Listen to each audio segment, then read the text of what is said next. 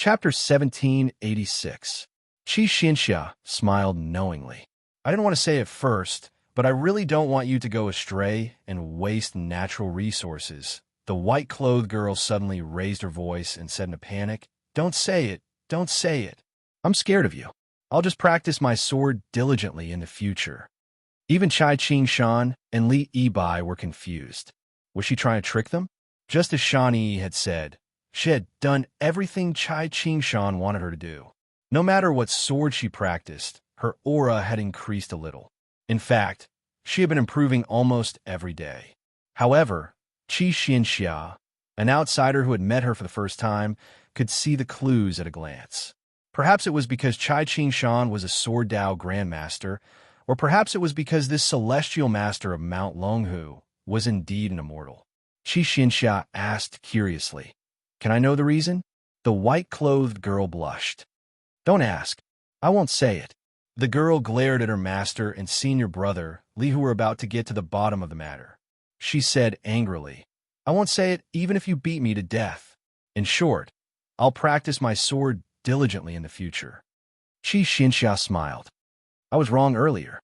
You should focus on practicing your sword." Chai Qing-shan thought for a moment and understood. He felt relieved and frightened at the same time. Li Yibai and Song Tinglu didn't know what was going on, nor did they know why.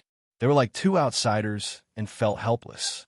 Song Tinglu, in particular, felt even more wronged. For some reason, after this junior sister walked the martial world, the taller she became, the more distant her heart became. This made the youth feel lost. Was it really like what the peers of the other sect said, that behind every beautiful junior sister stood one, or even a few pitiful senior brothers who were full of disappointment? Xianxia stood up and bowed. "I'll take my leave now. You don't have to send me off." Chai Qing-shan laughed. "You don't have to.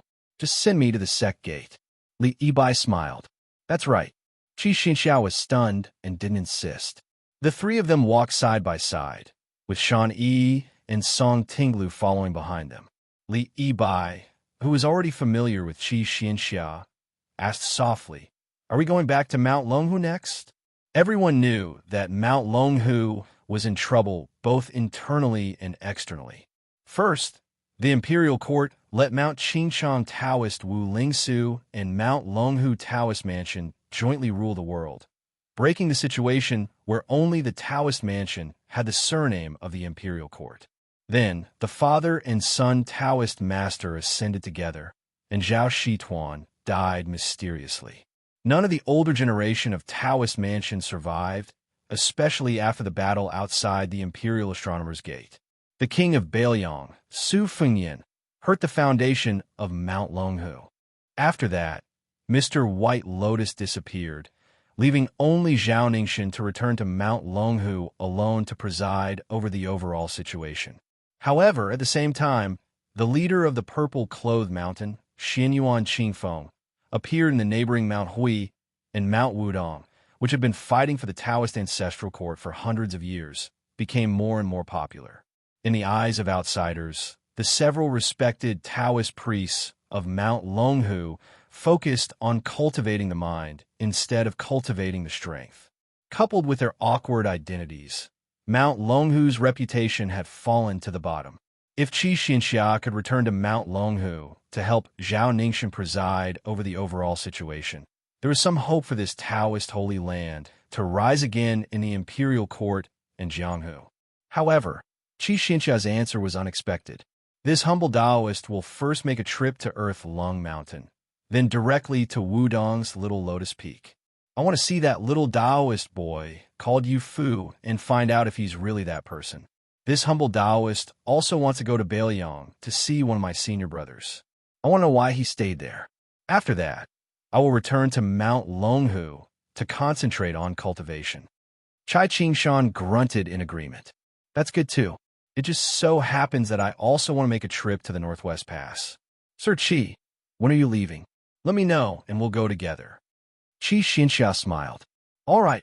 Li Yibai was deeply worried. Martial uncle, how can I take on such a great responsibility? Chai Qing-shan asked back. Why can't you? Xianxia returned to Li Yibai's good friend's previous words. That's exactly right. The white-clothed girl suddenly made a solemn vow. Master, I've thought it through. From today onwards, not only will I focus on practicing the sword, I will also put my heart and soul into forging a sword. I will use this sword wholeheartedly for the rest of my life. I've even thought of a name. Song Tinglu was incomparably curious. What's it called? The white-clothed girl rolled her eyes. I'm not telling you. Chai Qingshan smiled and turned to look at his disciple. With a kind expression, he said, All right, Master will tell that person the name of the new sword that has yet to be forged. The girl shyly said, Master, what are you talking about? I don't understand. The youth was even more confused. Master, junior sister, what are you talking about? I don't understand even more. Li Bai touched his forehead. What a headache. Xianxia turned to the youth and said meaningfully, It's rare to be confused. It's a blessing not to understand. Actually, the white-clothed girl who didn't understand the sentence said in all seriousness, That's right. Chai Qingshan and the other two laughed at the same time. The youth didn't know what they were laughing about, but when he saw the girl's beautiful smile, he also laughed. Smoke rose into the air in the desert, and the sun set over the long river. The scenery outside the pass was lonely and especially magnificent.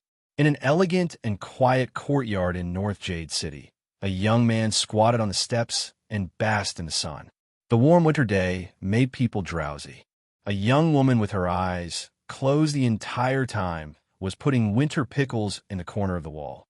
They were almost piled up into another small wall. The unique sour smell filled the courtyard. The young man was probably afraid that he would fall asleep just like that, so he tried to find a topic to talk about. Chui Hua, what do you think that one fellow is doing now? Is he still going to stick to every pretty girl he sees? The woman who seemed to be blind raised her arm and wiped her sweat. She smiled and said, I don't think so. I'm guessing that he's most likely got married, got a wife, found a job, had a child, and lived a comfortable life like this. She, who had always been known for her reticence, would only speak a little more when she talked about the young wanderer who had met them in Great Peace City and then left Great Peace City. The young man said worriedly, It would be best if this is the case, but he was so miserable when he left Jing. Can it really be so smooth? Also, that Brad is someone with a lofty heart. Is he used to the hard life of a commoner? The woman called Chui Hua shook her head and said, I believe him. This time, the young man who was not jealous sighed and said, I'm really cheap. In the past, when that guy called me Wu Luyang every day, I was always angry. But after not hearing this bullshit nickname for such a long time, I felt uncomfortable. Thinking about it now, it wasn't much to let that brat rub off your pickled vegetable noodles. I was petty at the time and shouldn't have insulted him so much. She said, What's the point of insulting him? Every time we quarrel, aren't you the only one who is angry? The young man nodded and said, That's true.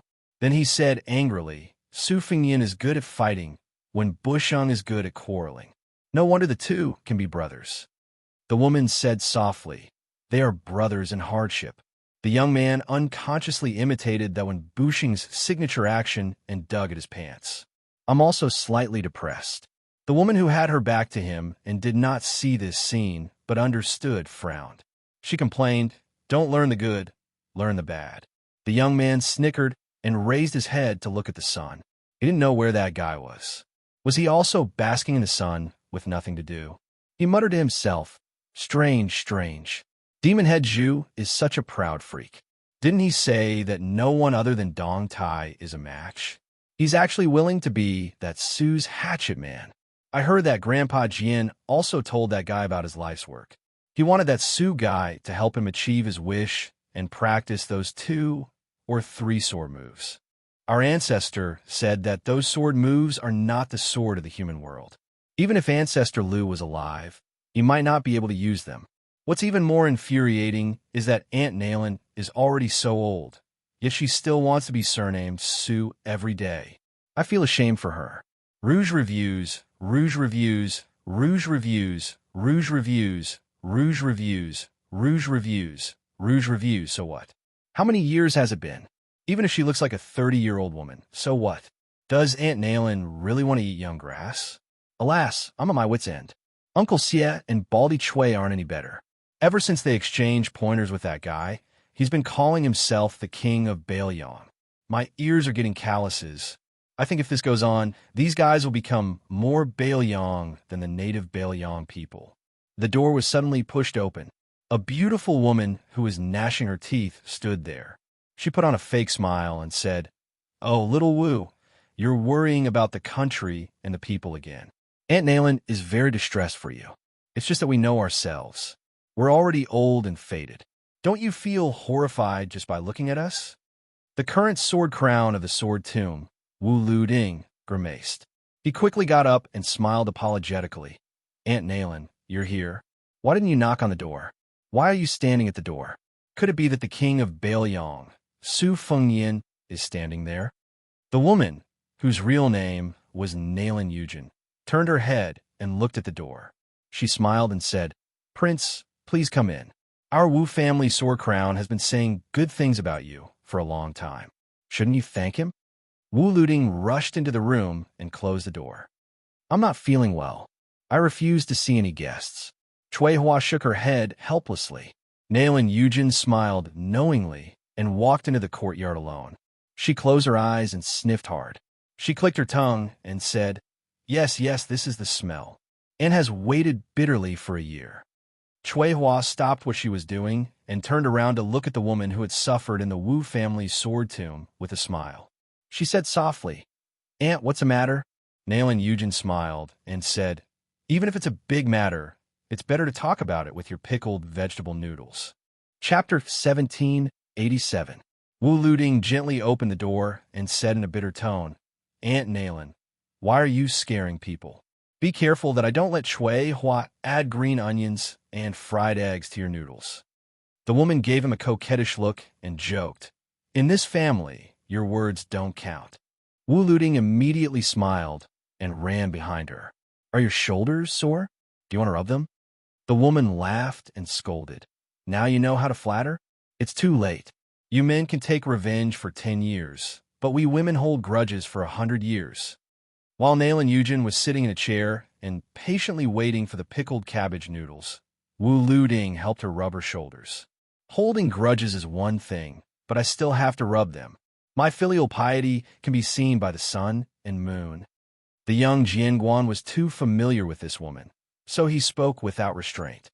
He clicked his tongue in wonder and said, "Aunt Nayland, your scenery is so magnificent that it's out of control. I can't even see where your legs are. I'm curious. If later that guy, surnamed Su, suddenly wants to hug you, won't it be very difficult to hug you?" The woman was neither angry nor shy. Instead, she smiled and said, "This flattery is refreshing. Aunt will accept it." Wu Luding said with a mischievous grin, "Aunt Nayland, your shamelessness can be said to have been cultivated for 1,000 years. When I get back, I'll definitely tell that Su fellow that if there comes a day when North Rejecting City is about to fall, I'll have him invite Aunt to the top of the city wall. Then the Northern Mang barbarians can forget about crossing this city wall." The woman gently shook her shoulders and deftly flicked away Wu Luding's hands. "Brat, get out of my way." Wu Luding pulled a chair and sat beside her. He put away his cynical look and asked seriously, "Aunt, you don't really like that brat, do you? What's so good about him? He's just a little handsome, a little good at martial arts, and a little big title. He's absolutely not good enough for you." Nayland Yujin bent over and knocked on the young man's forehead with her finger. "You can't change your habit of eating shit. How many times have I told you not to joke so seriously? Women in the world are most worried about this kind of man. They are afraid that he is unreliable."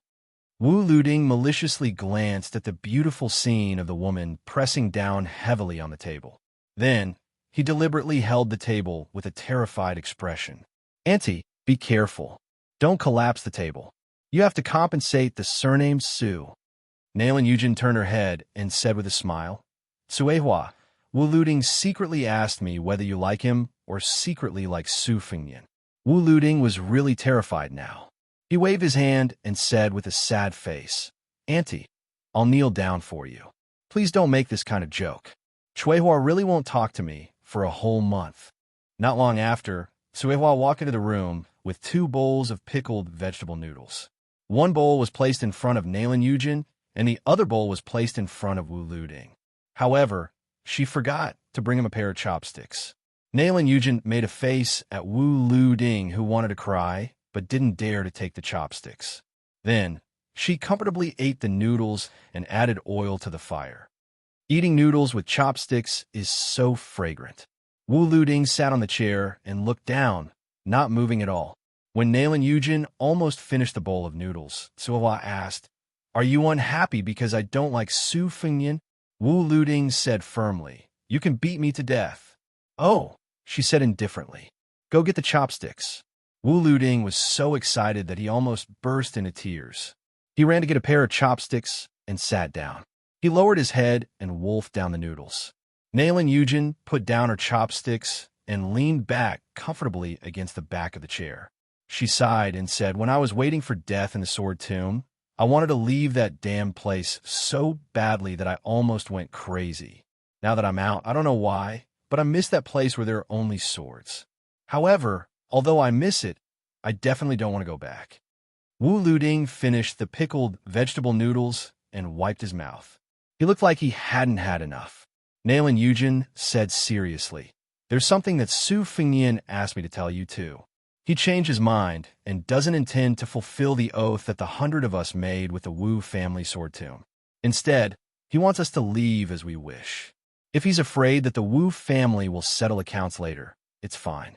He will make a mess and let those who are willing to leave go to the relatively peaceful gourd mouth of Yuzhou to pick on those soft persimmons. Each of us will kill 100 Beimang barbarians. Then we can go wherever we want.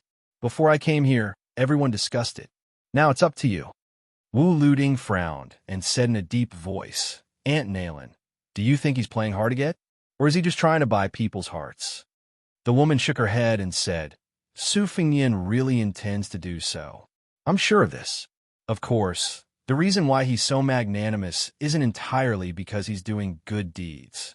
It's because Demon Zhu, Sword Maniac Hellion, and a large group of people have long been determined to stay in Bailiang. After all, each of them has their own goals. They want fame, benefits, benevolence, and justice. Those who really want to leave are only 20 or so people. Maybe the older they get, the more afraid they are of death. Or maybe they miss their hometown too much. They don't want to die outside the pass. They want to die in the most familiar place. I guess Su Fengyan just wants peace of mind. Instead of letting some people reluctantly die in battle with the Bailiang cavalry, it's better to let everyone who stays in the end come to Jianghu willingly and die on the battlefield." Wu Luding sneered and said, "I told you that this guy is the most shrewd businessman in the world. He never makes a losing deal." Nalan Huayu sighed and said, "If he wasn't shrewd, the Beimang barbarians would have already destroyed the family property that Butcher left for him." Wu Luding whispered, "Auntie, you don't really like that guy, do you?" Nalan Huayu stretched out her fingers and lifted the hair on her temples. She shook her head and laughed. "Brat, you're really stupid. How old am I? How old is Su Fengyan?" Wu Luding nodded in agreement and said, "I told you. And he won't like that guy." Suihua was silent. Nalan Huayu smiled charmingly and said, "That's the matter. What do you two think? No matter what, we're still people of the Wu family sword tomb. No matter what, we'll listen to you." Wu Luding thought for a while and said, "In that case, let the 20 or so people find an excuse to go to Yuzhou and join the army. But killing 100 people is the bottom line. There's no discussion. As for the other 80 people, they'll stay with me and Suihua in this north-resisting city. Whether they die in battle or wait for death, don't regret it in the future." Nalan Yujin nodded. "Since you said so, I know what to do." "That's good." She stood up and didn't leave the room immediately. Instead, she took a slight detour and walked to Wu Liuding's side. She touched the young man's head and said, "Brat, you've finally grown up." Annie is very pleased. Annie also has something to say to you and Suihua. We're outsiders who have entered the sword tomb. After so many years, we know how many people have gone crazy in the Wu family sword tomb, committed suicide, or went mad. There aren't many normal people left. It's not easy to gather 100 people, but it's already the limit of the Wu family. Your Wu family's ancestor is not without selfishness. In the end, the reason why the Wu family's fortune has been standing for 200 years is because of the Wu family's 9 swords. But now, the 9 swords have become our 100 swords. That's why the 20 or so people are nervous in their hearts. They must ask me, Nailin Yujin, to come here to ask for a valid letter. Otherwise, even if Su Fengnian asks them to leave, they will never dare to leave. Who doesn't know the Wu family's ancestors' methods? We are all afraid from the bottom of our hearts. Wu Luding took a deep breath and said with determination in his eyes, "As a junior, I don't dare to say anything bad about my ancestor. But, Auntie, you can rest assured. Those 20 or so people, my Wu family sword tomb will treat them as if they have died outside the pass." This sentence is said in front of Annie, and even in front of the ancestor, it's the same. Every word is a nail, no ambiguity. Nailin Huayu nodded and turned to leave. When he walked to the door, he turned his head and smiled, practicing the sword. You can also practice the sword in bed. The corner of Wu Liuting's mouth twitched. He turned his head stiffly and looked at Suhua. She suddenly opened her eyes, gritted her teeth, and squeezed out word by word from her teeth. "Want to practice the sword? Get the hell out of here." Wu Liuting subconsciously picked up the chopsticks and pulled the noodles in the empty bowl. She closed her eyes, and when he lowered his head, the corner of her mouth curled up. Then she heard Wu Liuting say something inexplicable. "Suehua, it's not that I can't accept that Annie Nailin likes Su Fengnian, but I don't want Su Fengnian to be the only one who doesn't like her." Suehua didn't know what to say, so she could only say, "I'm listening." Finally, Wu Liuting said something unlucky. "Suehua, I said you can't be angry, but even if you are angry, I have to say it this time. If one day in the future, both of us are destined to die on the battlefield, I must die before you, because if I see you die before me, I will feel worse than death." Suehua thought for a moment and said slowly, "Actually, it's nothing, because if I die first, I will also wait for you on the road to the underworld. I will wait for you to follow me, so you don't have to be sad. But if I die first and you die too late, I will be really angry." Wu Liuting's eyes were moist, and he held Suehua's hand. Suehua tilted her head and asked, "You want to die now?" Wu Liuting shook his head, but this time he didn't let go of her hand. And this time, she didn't break free. "You are called Suehua, and I am called Liuting. 6 big cauldrons, how many pounds of pickled cabbage can they hold? So the 2 of us are the best match in the world." Even Nailin Yujin, who was close to them in the sword tomb, didn't know that Sword Crown Wu Liuting and Sword Attendant Suehua were actually born on the same day, month, and day. Even the time was almost the same. Chapter 1788. But presumably, the entire Wu family sword tomb believed that these 2 people, regardless of whether they were young now or old in the future, would die at the same time. Many years later, many years after the great battle of Liangmang, a white-haired old man lay on a sickbed. When the oil in his lamp ran out, he could no longer open his eyes. He could only mumble, "Suehua, I want to eat pickled vegetables again." The old woman who sat at the head of the bed and gently held his hand, leaning over his ear with difficulty. In reality, she could no longer hear clearly, but she knew what he was saying. So she said gently, "We don't have any more pickled vegetables at home, but when we get underground, I'll make some for you." He was dead. She was also dead. There is no deeper love in the world than this. A travel-worn man first traveled from the border between western Shu and southern Zhao, all the way north to the prince's mansion on Mount Qingyang. Then he hurried to North Resisting City. He had no choice but to go to Qingtsang City in Liuzhou. Finally, he went straight to Linyao military town, which was even closer to the western regions.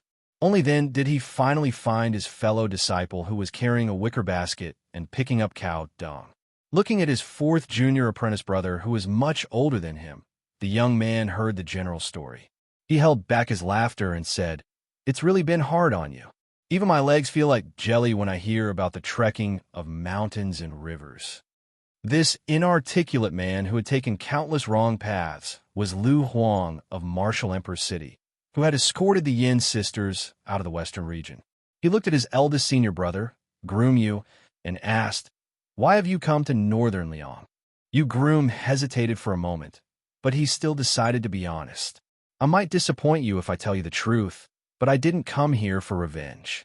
At that time, I went to Liaodong with Green Robe Man, and for some reason, I wanted to come to the northwest to take a look. I probably didn't believe that the northern Liang cavalry was the best in the world. Of course, I also had the intention to vent some of my anger on behalf of the Central Plains. The target of this anger is both the northern Mang and northern Liang. There's no need to say much about the northern Mang barbarians. As the saying goes, those who are not of our race are bound to have different intentions applies to both the grasslands and the Central Plains. 1,000 years ago, it was a dead knot that couldn't be untied. As for Bailiang, I also have some resentment. Why do you think only your Bailiang frontier army can guard the country's gate? We Jianghu people are not necessarily inferior. Unexpectedly, Lu Huang, who was originally the most stubborn of the same sect, did not get angry. He only nodded. Yu Groom smiled and asked, "You're not going to scold me?" Lu Huang said in a low, muffled voice, "I used to scold people, but not now. I've met Su Fengyan." What he said made sense. Who is our master? Why does he need a bunch of good-for-nothing disciples like us to avenge him? We will be laughed at by our master in heaven. Besides, Su Fengyan also said that our master only wanted to lose. It's not that Su Fengyan really won. I still don't understand. It's similar to what Master said about Li Chungang. I'm afraid this is where I'm not as good as you, senior apprentice brother. I can't let go of what I should let go of. I don't know how to pick up what I should pick up. I can't understand it in this lifetime. In the end, I even threw away my sword. I don't even have the courage to find it back. Yu Groom was silent. Lu Huang pulled the corner of his mouth and said bitterly, "I carried Master's body to Mount Kunlun and buried it at the top of a mountain. You can go and pay your respects when you have the chance. I'll lead the way." Yu Groom sighed. "Fourth junior apprentice brother, you've changed a lot." Lu Huang did not deny. "It's not a good thing. Maybe I won't even have the heart to practice martial arts in the future. If there really is such a day, senior apprentice brother, I hope you can treat it as if Martial Emperor's City never had such a person as Lu Huang." Yu Groom smiled. "I don't like to hear that." Lu Huang said self-deprecatingly, "I'm not good at saying nice things." Yu Groom carried a wicker basket and brought Lu Huang. The two martial arts masters walked and stopped on the grassland outside Lin Yao military town.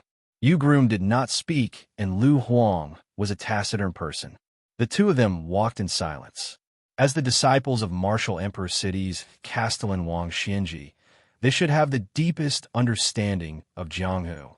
Before Su Fengyan appeared, the Central Plains had already recognized that the Jianghu they lived in was unprecedentedly grand. Compared to Gao Shulu and Lu Songtao's era, although their teacher Wang Xianji also won for 60 years, people like Chao Chongqing, Dong Tai, Gu Jiantang, the white-robed monk Li Dongxin, and the sickly tiger Yang Taisui. These people from the three sects did not have all their glory stolen by Wang Xianji. Each of them had their own style and shone brightly. Therefore, it could be said that the Jianghu of Liang met with a fruitful year. But if one counted with their fingers those outstanding martial grandmasters, especially after Chao Chongqing died outside Taiyan City, all the Jianghu people would probably sigh. In just 5 or 6 years, so many grandmasters had died in Liang. Jian Zhouhuang died outside Wuwu City. The world's 11th Wang Mingyin died outside Xiangfan City. The invincible Wang Xinji died in Bailiang. The Catman Han Shengxian died outside Shenwu City. The Dongyue Swordpool Song Nianqing died. Yang Taisui died outside Shiyu Pass. Li Chungang, who returned to the land of immortals, died after Wanli Barrow's sword. Lu Songtao, who returned to the Jianghu after 100 years, died on Guangling River. Wudong's sword maniac Wang Xiaoping died on the way to the river. Xianyuan Jingcheng and Xianyuan Dandan both died in their own great snow plains. The #1 general of Nanjiang, Wang Tongshan, died on the battlefield. The Dragon Tree Monk died outside Bemeng's Gate of Heaven. Qi Jiajia died in Fuxia Town at the foot of Mount Wudong. The gatekeeper of Taiyan City, Lu Haoshi, died outside that city. Wudong's Hong Shixiang reincarnated. The father and son of Mount Longhu ascended together. while sighing softly, he also felt a little fortunate, because when the older generation was withering, looking back, the Liang River Lake was still filled with new experts. Among them, Su Fengyan was the leader of the group and fought against Wang Xianji. In the Great Peace City, he fought against two people. In the western region, he fought against Tooba for thousands of miles. It could be said that the young vassal king had fought against all the great masters of the present age. Groom Yu stopped, and his shoulders shook as if he was weighing the weight of the cow dung in the wicker basket on his back. He then turned to Lu Huang and said, "Actually, I know that among the few of us, you are the most scheming. Among the martial brothers, you and I are the most pure in sword training and do not involve ourselves in other things. Therefore, you have always been comparing yourself with me. Probably in your eyes, Master is a huge mountain that is too tall and almost insurmountable. As for me, I am a small mountain of that huge mountain. Only when you have stepped over that mountain would you have the qualifications to challenge Master. Just like Jian Zhuang and the other people of the Jianghu, they climbed up the martial emperor's city with the identity of a challenger. Therefore, you gave up on the sword intent and focused on the sword art. You did not hesitate to walk with a limp on the sword Dao just to be able to suppress me." Lu Huang didn't deny or admit it. Groom Yu shifted his line of sight and looked at the boundless yellow sand of the desert. He smiled and said, "However, after I walked out of the martial emperor's city, I realized one thing. If Master didn't leave the Eastern Sea and we didn't leave the martial emperor's city, then we would have to live in Master's shadow for the rest of our lives." Coincidentally, this was an ending that Master didn't want to see. Master hoped that each of us would achieve something. He hoped that my sword intent wouldn't be weaker than Li Chuangong's. He hoped that Lu Huang's sword art would be comparable to Dong Tai's. He hoped that Gong Ke would be able to become a great master by gathering the strengths of various sections. Fourth junior brother, Master didn't ask for anything in return for the teachings that he taught us. Since we are swordsmen, then we have to respect the 3-foot sword in our hands. We shouldn't have a guilty conscience because our opponents are invincible, and we shouldn't have doubts because the sword Dao is difficult. Speaking until here, Groom Yu smiled and asked, "Do you know which swordsman I admire the most in the past 100 years?" Lu Huang shook his head. Chapter 1789. Groom Yu smiled happily. "Wang Xiaoping, Wudong sword maniac Wang Xiaoping. In my heart, Wang Xiaoping used Shunshu to block our master's footsteps in the battle of blocking the river. Wang Xiaoping's sword after death was the voice of all the swordsmen in the world." Lu Huang frowned. He didn't understand why the proud senior brother Yu Groom would fall in love with a loser's swordsmanship. Groom Yu looked fascinated and said softly, "People can die, but swords can break. People and swords can't retreat." Lu Huang clearly felt that when Groom Yu Groom said these words, his aura suddenly soared, just like the tide at the top of the martial emperor's city. It gradually rose and finally surged with the power of the world. Groom Yu Groom's aura disappeared in an instant. He regained his calmness and said seriously, "We shouldn't always think about being the best in the world. If the cultivators of Taoism only look at Ancestor Lu, the martial artists only think about defeating our master, and the swordsmen all try to surpass Li Chungang, then what is the meaning of life?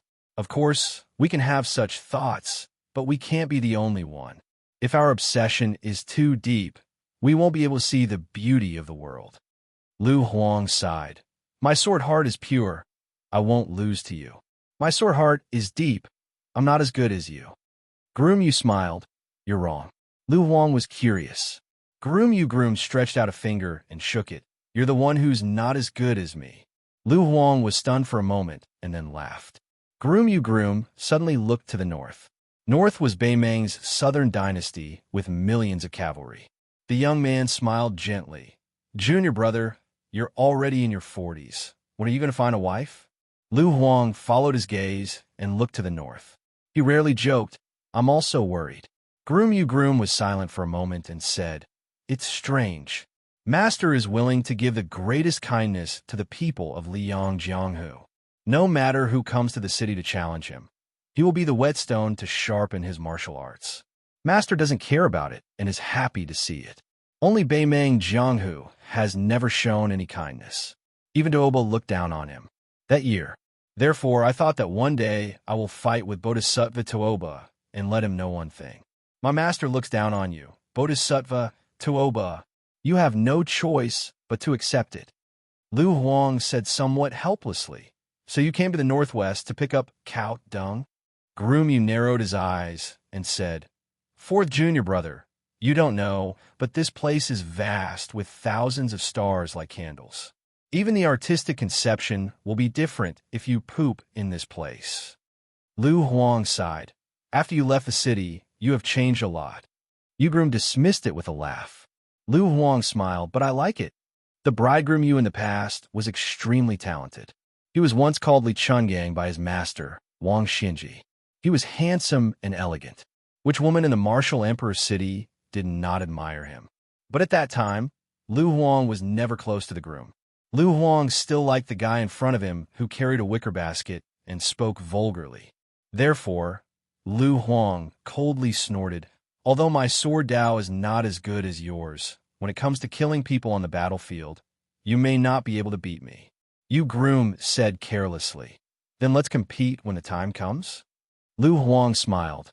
Let's make it clear first. If you surrender, you lose half of the battle. The two of them looked at each other and smiled. They didn't need to say anything. Lu Huang suddenly said, After I escorted a pair of sisters to Western Shu, on the way back, I accidentally met 4 people. I only know the name of that Nanjiao number 1, Wei Miao. There was a middle-aged man with the surname Qi. He carried a sword case, and his sword aura was quite heavy.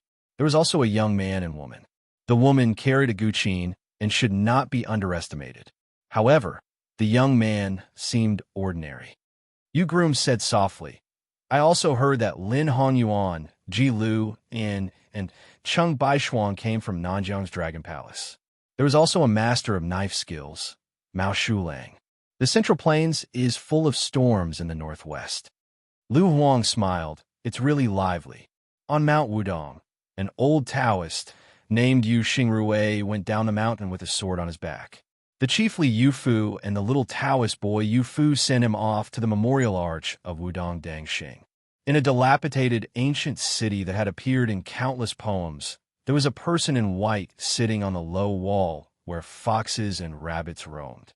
In the sunset, she was Luoyang. She was looking at the former capital of the Qin, Luoyang City. Once missed, you will miss it forever. Suddenly, another person in white appeared behind her. The woman was tall. Luoyang did not turn her head. She said softly, Tantai Pingjing, don't be like me. Moreover, it wouldn't be long before there would be no such thing as a next life. Therefore, some things would be settled in this life. If there is someone you liked, you could openly say that you liked her. If there is someone you owe, say sorry. Tantai Pingjing asked, Are you waiting for someone? Luoyang lifted the flagon and drank a mouthful of liquor. This time, I'm afraid that I can't wait.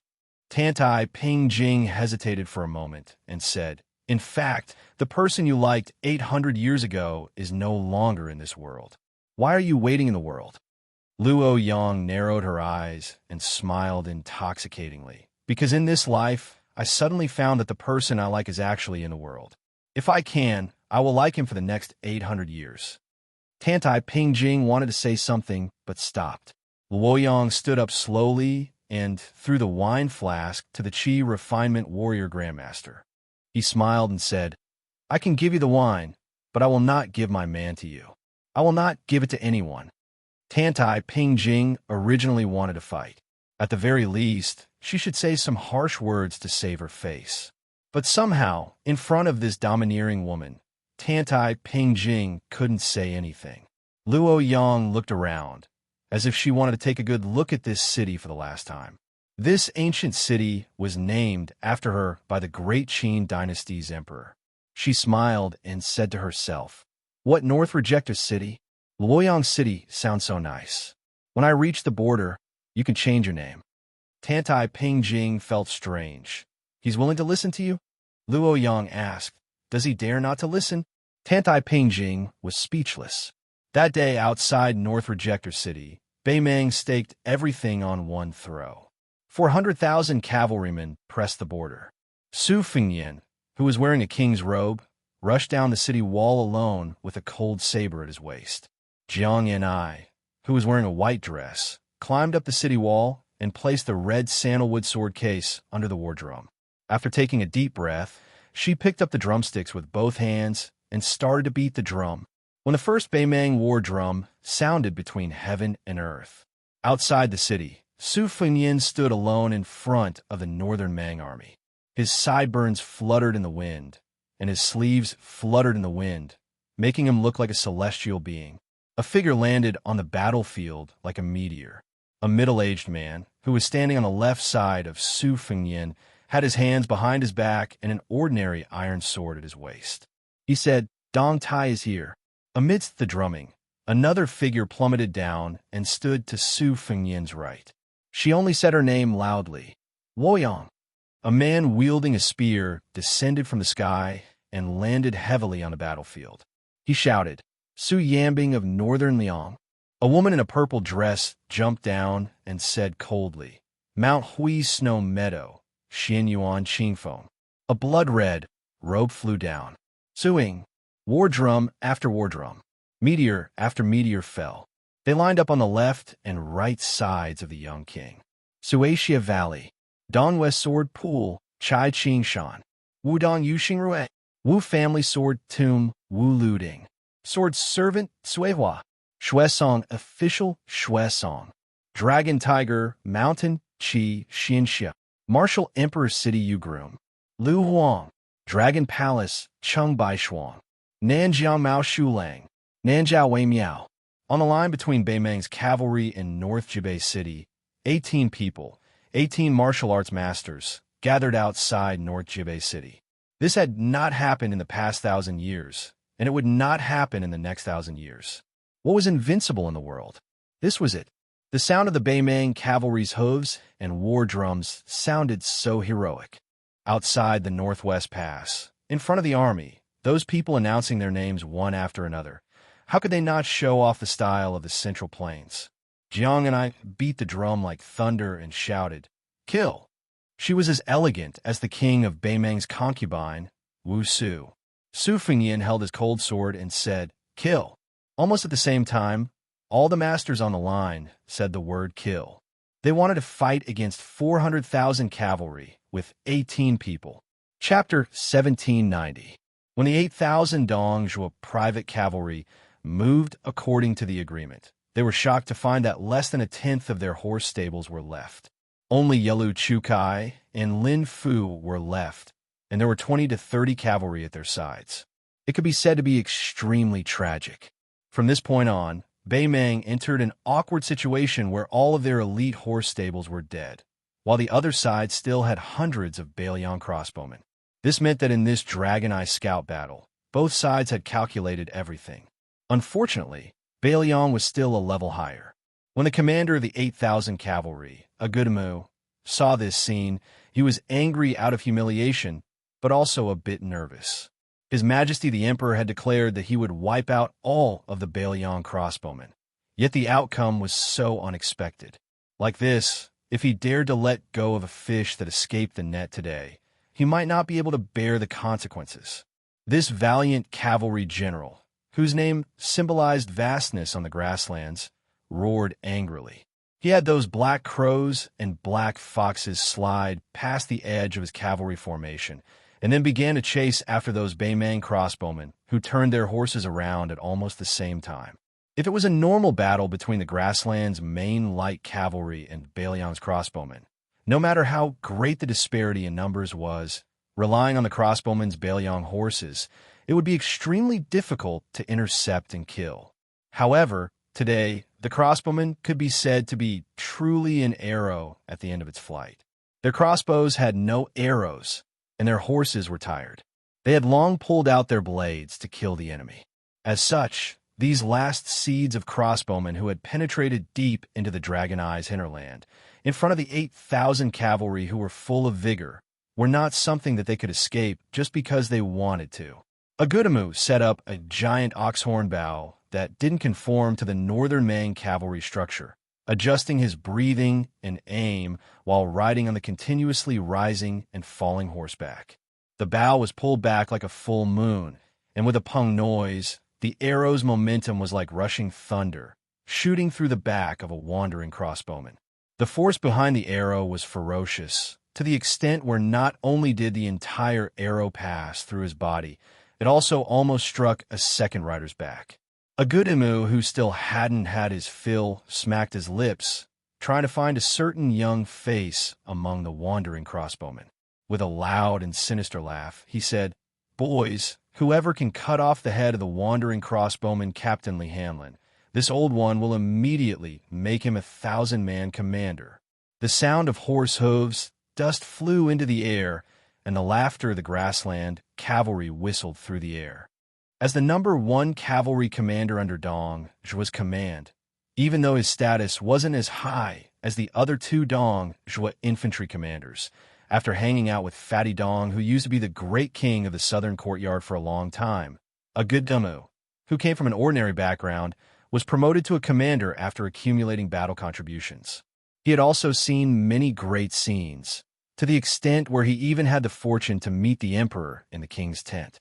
When that seemingly amiable old woman heard his name, she, who was in a rather good mood, even cracked a joke, saying that this name was good, that he was blessed with good fortune, that Northern Mang would definitely be able to seize a vast territory with his name. A good Amu took this as an honor and was determined to one day ride his horse to the banks of the Guangling River and follow his benefactor, Dong Zhuo, to open up new territory so that his children and grandchildren could freely ride their horses in the rich Jiangnan of the Central Plains. He was bound to make those generations of scholars tremble in fear under the hooves of grassland horses. Although a good Amu's attitude was domineering and he had entered a great situation where he could pick up the heads of the enemies wherever he went, this rough man was far from being as relaxed as he appeared on the surface. Not only did he order half of the cavalry not to charge with all their might, he also sent out 2 groups of 1,000 cavalry to spread out on the flanks in case Bailiang still had a backup plan. Although this possibility was not high. After all, under the premise that Bei Meng's million-man army was pressuring the border for the second time, especially since Huda City had already lost its strategic importance. Under normal circumstances, Bailiang's defensive line should have shrunk.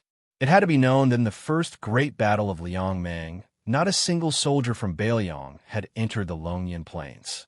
Now, they should not have come here to seek their own deaths.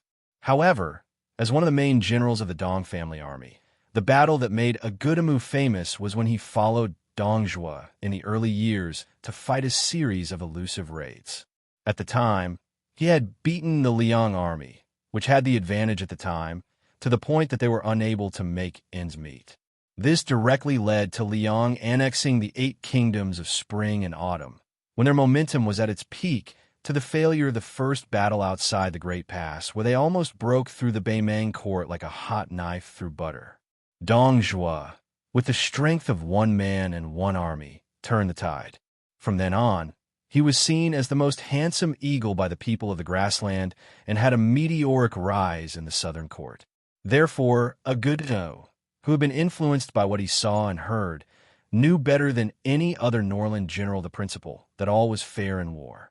When Li Hanlin saw Bei Meng's 8,000 cavalrymen turn around and retreat without any hesitation, Wei Musheng, who had been leading a group of crossbowmen and patiently watching from the sidelines, knew that it was finally time for him to go all out and kill the enemy. If he didn't fight now, when would he?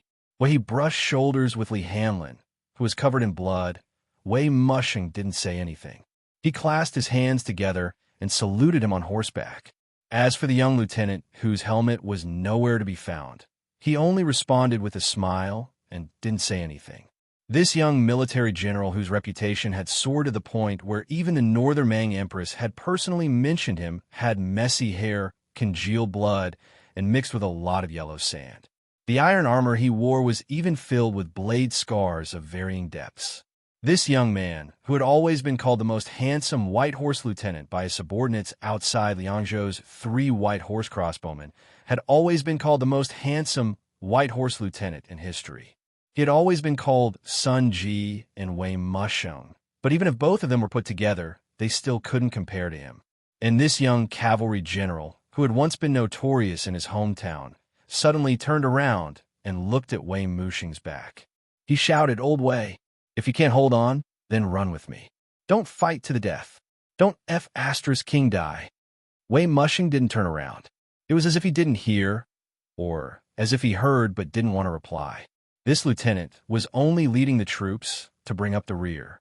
It wasn't only to allow Li Hamlin's troops to leave the battlefield.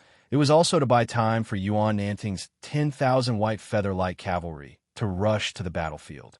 Wei Musheng and the 300 cavalry under his command were valiant and fearless in stopping the momentum of the Beimang cavalry's charge. The cavalry of Beimang that had truly entered the battlefield was still around 3,000. And Dongzhu's private army had always been the strongest in terms of military strength in Beimang's southern border army. Therefore, in this battle, no matter how brave and skilled Wei Musheng's troops were, it was still like trying to put out a burning cart with a cup of water. It was just that when Wei Musheng led his personal crossbowmen into the enemy cavalry formation, not hesitating to use 300 cavalry to disrupt the formation of 3,000 cavalry, even some of the slow-witted Beimang cavalry generals realized that something was wrong. The logical action of bringing up the rear should be to fight as they retreated, using the slow deaths of a few cavalry to buy a chance for the army to survive. It shouldn't be such a crazy and suicidal attitude. After a Gudamo chopped off the head of a crossbowman, he casually slanted his blade and sliced off the entire shoulder of another crossbowman. He couldn't hide his fear as he roared, "Pass down the order. Have the cavalry on the two wings send out scouts to scout the situation. 5 li, they have to run at least 5 li. These King Bailiang barbarians definitely have reinforcements." Central Army slowed down.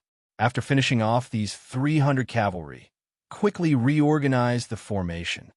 Just as Agudemu realized that something was amiss and came up with a countermeasure, he realized that he was still too late. Chapter 1791. It was not that the Dong family's 8,000 cavalry did not have a crow's nest. It was just that there were not many of them. Most of them had followed Yelu Chukai to participate in the hunt. Furthermore, Agudemu also believed that in the hinterland of the Long Yen Plains, even if the Bailiang light cavalry of Luya and Fuling came to set up an ambush, they would not be able to do it quietly, nor would they be able to let their own scouts slip past them. However, this accomplished generals would not be able to guess that the reinforcement from Bailiang were the White Feather Guards, who were famous for their speed in battle. In the first battle of Liangmang, Beimang's Chang cavalry was seen as the most similar existence to that light cavalry. Unfortunately, the Chang cavalry encountered the Dragon Elephant cavalry without warning and completely lost the ability to maneuver. Thus, they were lost in a battle of attrition. Even the Emperor of Beimang was heartbroken afterwards, thinking that not only did they lose 10,000 soldiers at the border, they also lost the most precious fighting force to counter the White Feather Cavalry in the future. Lin Fu and Yelu Chukai stopped their horses behind the 8,000 cavalry and finally had a chance to catch their breath. The two looked up and saw that the dust in the distance was gradually rising. They were both experienced cavalry generals and roughly estimated that there were at least 8,000 cavalry. Lin Fu hastily bandaged the wound on his cheek. His words were unclear, and his eyes were gloomy. These lunatics, they really dare to fight to the death. With the help of his retainer, Yelu Chukai had already pulled out the arrow nailed into his armor. His face was indifferent as he said, "Although I don't know which Bailiang cavalry it is, since they dare to come here, they must not be weak. General Lin, what do you say next? In any case, I will not leave. These 8,000 cavalry are all of my brother-in-law's cavalry. If they're lost here today, he will be heartbroken, and I will not have the face to see him." Lin Fu's expression was uncertain. He turned his head and looked at the few black fox bars that could be counted on one hand. In the end, he said, "Both sides have 10,000 men fighting each other. If I die, it will not change the course of the battle. General Lu's 20 years of hard work will all be wasted. Lin Fu, This person who made the arrangements at Liangmang's border affect everything, or perhaps it could be said that he was the main culprit behind the complete annihilation of Northern Mang's most elite Ma Lanzi army, said in self-mockery. Once I leave, General Yelu should know that this is even worse than dying in a grand battle on the Dragon Eye Plains. Yelu Chukai nodded and said, if you die like this, His Majesty can't find someone to behead you. He can only vent his anger on General Liu. Lin Fu suddenly ignored the stinging pain in his wound, and his expression became ferocious.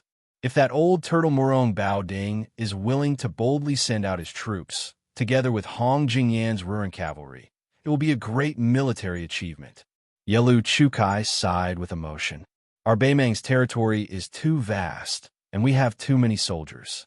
Unfortunately, in this way, there are many mountains and the forces are intertwined. In the end, we are not as united as the Bailiang. Lin Fu sighed and left the battlefield. After the dozen or so cavalry had galloped for 30 li, Lin Fu suddenly saw a pleasant surprise. He urged his horse forward and soon saw an unexpected but reasonable person. The leader of the Ruren cavalry, the number 1 martial arts master of the chess and sword music school, Hong Jingyan, who was born with a vision. Lin Fu rode his horse to Hong Jingyan's side and laughed heartily. General Hong, you are willing to send out your troops this time. The heavens are helping our grassland. Bailiang has more than 10,000 cavalry that have already reached the heart of the Dragon Eye Plains. General Hong will definitely not return empty-handed. Unexpectedly, Hong Jingyan sneered.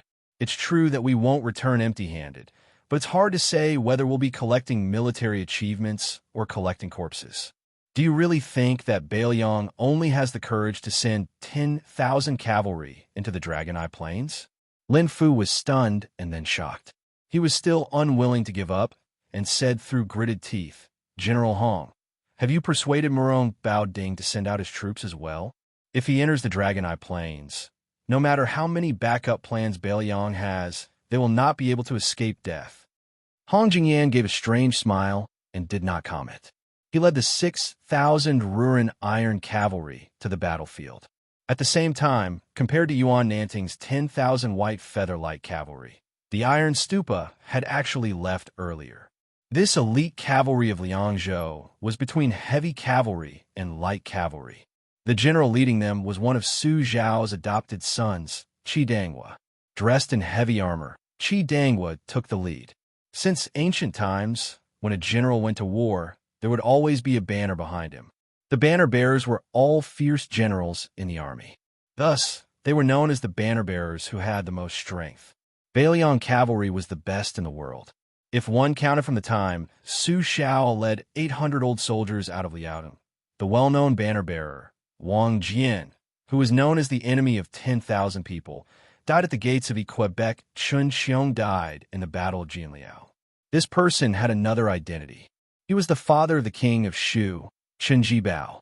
These two died on the battlefield without even seeing the shadow of a marquis or general. After that, Wang Linquan returned to his hometown and became the richest man in Qingzhou. Now, he was the father-in-law of the new king of Liang. It could be said that he had a good ending. Next was Qi Danghua. After entering Bailiang, his official position was not prominent. He was only a rank 4 military officer. This time, when Qi Danghua requested to lead the Iron Stupas to attack the Dragon Eye Plains, no one in the northern Liang protectorate from top to bottom was willing to agree. This was especially true of Chu Lushan. Even the commander of the cavalry, Yuan Zhuozong, upon hearing this news, urgently wrote a letter to the protectorate requesting that Chu Lushan absolutely not allow Qi Danghua to lead his troops into battle. The 6,000 Iron Buddhas were not good at long-distance raids, and the Qingyuan military town, which was connected to the west gate of Liangzhou and Liuzhou, needed an elite cavalry to guard it, and the Qidong state needed to appear in the biggest battlefield in the future. Qi Danghua understood all of these reasons. However, he, who had missed the first battle of Liangmang, felt that he had let down his adoptive father. He had let down the respected woman who beat the drum at the West Wall. He had let down Mr. Li, who had exhausted himself in the tide-listening pavilion, and he had let down his adoptive father's eldest son. Among Su Zhao's 6 adoptive sons, the 2 who had been sentenced to death seemed to be the closest to Su Xiao Royal Highness. Chu Lushan was the most flattering and optimistic about his Royal Highness. Chen Jibao and Yuan Zuozong had always looked on coldly. Qi Danghua was the only one who didn't talk much with that young man and didn't interact much. However, he loved that child from the bottom of his heart. Even though that young man became more and more promising, and even became a martial arts grandmaster that Qi Danghua could only look at from afar, in Qi Danghua's heart, he always felt that that child needed his care. Over the years, Su Fengnian had become more and more mature and had attracted more and more attention. However, while Qi Danghua was proud, he was also a little disappointed. When he drank alone, he felt more and more that he was old and useless. That year, when he heard that His Royal Highness had returned to Liangzhou after 3 years of traveling, it was he, Qi Danghua, who led the cavalry out of the city to welcome him. Qi Danghua resolutely led his army to the Longyan Plains. Behind him were 6,000 Tai Fudu soldiers from the Manjia camp, one of the old barracks, 6 lieutenants, and more than 20 Duwei in the army. All of the Tai Fudu soldiers, from top to bottom, were willing to fight to the death. The Manjia camp was now fully equipped with armor and weapons. It did not lose to the 10,000 Great Snow Dragon cavalry. However, a long time ago, it was not fully equipped. At the very beginning, Su Zhao's army was often lacking in provisions and soldiers. It was a dream to equip a battalion with armor. It could be said that the Manjia camp was an old battalion that Su Xiao had placed too much hope in Diana. Before Qi Danghua left, he left a letter in the military tent. "I can die after my adoptive father, but I will not die after His Royal Highness." For some reason, at the end of the letter, Qi Danghua still referred to the new Prince of Liang, Su Fengnian, who had already won the respect of both sides of Liangmang, as His Royal Highness. When Qi Danghua could already see the smoke rising from the distant battlefield, this fierce general of Beiliang suddenly turned his head and shouted, "Everyone, Iron Buddhas, originally had the Manjia camp. Now that I have the Manjia camp, what should we do?" The 6,000 cavalry roared in unison, "Fight to the death." Approaching the battlefield, Qi Danghua shouted, "Raise your spears." The yellow sand of the desert, the clanging of armor. The Manjia camp was fully equipped. Chapter 1792. Before Beiliang's white horse crossbowman Captain Wei Mushing died in battle, he didn't get to see Yuan Nanting's 10,000 white feather-light cavalry arrive with his own eyes. However, his unwavering determination won Yuan Nanting's cavalry an unimaginable advantage. This was because when 2 cavalry armies were of equal strength, the one who made the first move would usually win. Liang Meng and Wei Musheng had been fighting on the border for almost 20 years. They knew each other well. The grassland cavalry was most adept at hunting and feinting. They had once wiped out a total of 200,000 elite cavalry at the border during the last years of the Dafeng dynasty in 2 battles. However, now that they were up against the Beiliang cavalry that could be said to be the best in Liang in terms of war horses, weapons, and battle formations, the Beimang cavalry didn't dare to pay the price of loosening their formation in an attempt to tear apart the enemy's great formation.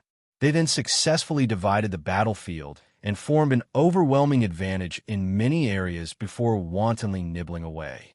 It should be known that this wasn't a battle between nomads and farmers in the ordinary sense.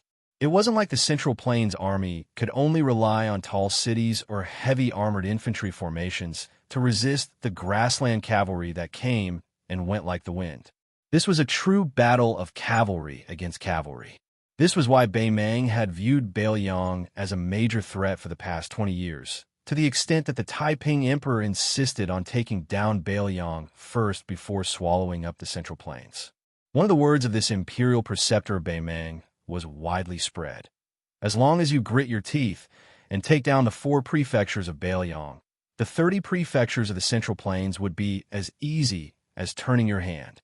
Yuan Nanting's 10,000 white feather-light cavalry suddenly appeared from the flank of Dong, which was private cavalry, spreading out an extremely long front line. Beiliang cavalry had a habit of using heavy crossbows and light feathered arrows. However, this white feather guard could be said to be an exception. Every one of them carried a quiver with white feathers inserted into it, and they were long bows on horseback. Years ago, when the old emperor of Liang traveled to Beiliang's border, the cavalry that Butcher Su Shao led had participated in the martial arts training with the White Feather Guard.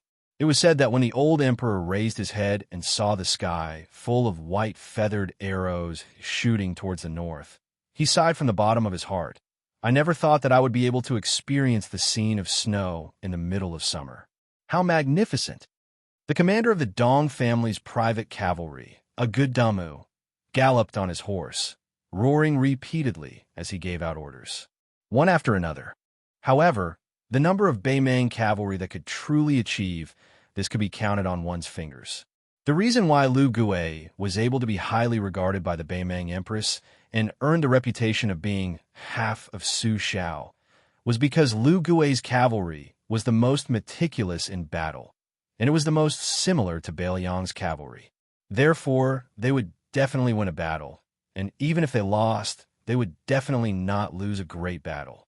Other than Lu Gui's cavalry, Dongzhu's infantry and Helian Wu's Shiha army could also be considered too. As for Dongzhu's cavalry, it was enough to make the knowledgeable people of Beimang wring their hands and sigh. Due to their outstanding military achievements, they were later restricted by the nobles of the Beimang royal court, to the extent that they had no choice but to deliberately suppress the number of cavalry to around 10,000. The reason why Huang Songpu quietly left his post seemed to be due to the series of unsuccessful battles in the Tile Gentleman's Pavilion, but it might not necessarily have nothing to do with the bold and decisive reform of the Southern Court's cavalry. The Beimang Prairie's Puritans and the Southern Court's elders and tycoons all viewed him as having ulterior motives and recklessly tampering with the foundation of his ancestors. On the other hand, the newly appointed Xia Zhemo, Zhong Tan, did not receive too much criticism from the royal court after the various reforms he displayed during the Haluka siege. Other than the grassland needing to establish a hero, how could Zhong Tan's identity as a Beimang military general not be a protective talisman? The 10,000 white feather guards that had rested for a short period of time before charging were the first to draw their bows and shoot out. The arrows were like a snowstorm that covered the sky and covered the sun. The hastily arranged formation of Dongzhu's private cavalry immediately had several hundred riders hit by the arrows and fell from their horses. However, the valiance and valiance of these 8,000 private cavalry were also fully displayed at this time. Agudamu and those Kiliarch's plans were not deviated in the slightest, their formation gradually unfolding, preventing the white feather guards from forming an arc of encirclement that was most advantageous for the horses to shoot at. However, the Beiliang's border cavalry that had taken the initiative did not stop there. Instead, they began to change their formation, displaying the outstanding mobility of the white feather-light cavalry to the extreme. As a result, a magnificent scene appeared on the battlefield unknowingly. The 10,000 white feather-light cavalry not only did not purposely pursue the thickness of the Central Army's formation, but instead suddenly increased their speed on the left and right flanks during the charge. The cavalry formation that had previously been one in an arc imperceptibly turned into two parallel flood dragons. Agudamu's cavalry had previously been divided into three groups. The 2,000 cavalry that had encountered the white feather-light cavalry first were immediately trapped between the two armies. The Dong family's main cavalry that was closely connected to this cavalry army that was attacked from both sides did not slow down in the slightest under Agudamu's personal leadership. They did not continue to charge forward. Otherwise, even if they managed to charge out of this corridor, they would definitely leave behind more than 1,000 corpses. Agudamu did not hesitate to turn his horse around, leading the Central Army to charge towards the enemy formation in the south. At the same time, he ordered the 2,000 cavalry at the rear to entangle the northern cavalry at all costs. Agudamu, whose military strength was slightly inferior, clearly wanted to use the lives of his 2,000 cavalry to stall for time. He wanted to use the 6,000 Dong family's private cavalry to take down 5,000 white feather guards. Firstly, this was a helpless action after losing the initiative. Secondly, The formation of the white feather-light cavalry had an innate weakness, which was that the vanguard was long and the formation was weak. It could not withstand the brute force of 6,000 cavalry. This kind of 6,000 cavalry against 5,000 cavalry. The advantage was not as simple as having 1,000 more people. Fast. After the two cavalry armies came into contact, the essence of both armies was speed. This kind of speed was not only limited to the speed of the warhorse's charge, not only the speed of the cavalry's arrows, but also the speed of the cavalry's changes in response to the situation. However, since the founding of the Great Qin Empire, there were very few Confucian generals at the border who were both well-read and adept at war. Even if they were mostly accomplished in defending the border, but were powerless in expanding the borders. As a result, throughout the dynasties, from the Great Feng Dynasty to the Spring and Autumn Northern Han to the present-day Liang, there were only a few famous officials who were bestowed with the title of Xiang. The character Xiang implied that the land was filled with virtue and the armor was filled with hard work. The Central Plains had been divided and united for 800 years. During the civil wars, there was no lack of generals who had rendered meritorious service in destroying countries. Logically speaking, it was not excessive to give them the character Xiang. However, the founding emperor of the Great Feng Dynasty, who was the first to receive the title of Xiang, once said that only those who raised their whip across the desert could receive the character Xiang.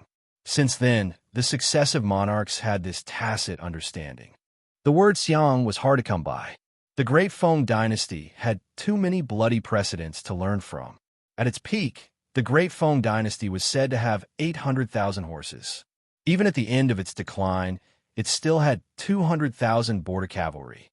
However, there were two generals in succession, one old and one young. The old man was an experienced general with splendid military achievements, while the young man was an armchair strategist. In the end, both of them lost their reputations under the hooves of the grassland cavalry. In the end, half of the Central Plains was brought to disaster. A large part of the reason was that in a true large-scale cavalry battle, opportunities were always fleeting. However, as soon as the situation deteriorated, the army would definitely be defeated. The historical records of the Central Plains were always vague about the grassland cavalry. They were just repeating the same old words over and over again. It wasn't until Liang established the Central Plains and suffered 3 consecutive defeats at the border that they had no choice but to switch from offense to defense. It was only after Gu Jiantang took charge of the Ministry of War that they truly began to study the tactics of the grassland cavalry in detail. After that, some of the imperial court generals who were interested in military achievements began to realize that the reason why the grassland cavalry was able to bring disaster for hundreds of years and invade the south every few days was not as simple as just being born familiar with archery and horses. Regardless of whether the Liang imperial court admitted it or not, it was hard for the officials in the imperial court to not rejoice in their hearts. Luckily, the Zhao family still had the cavalry army that had almost emptied the dynasty's northwest foundation. With the 300,000 armored cavalry intimidating the Beimang barbarians, the Central Plains was able to win close to 20 years of recuperation. Only then did they have the confidence to declare that they would fight the grassland cavalry outside the country's gates. Following Agutamu's change in formation, the white feather-light cavalry also began to change.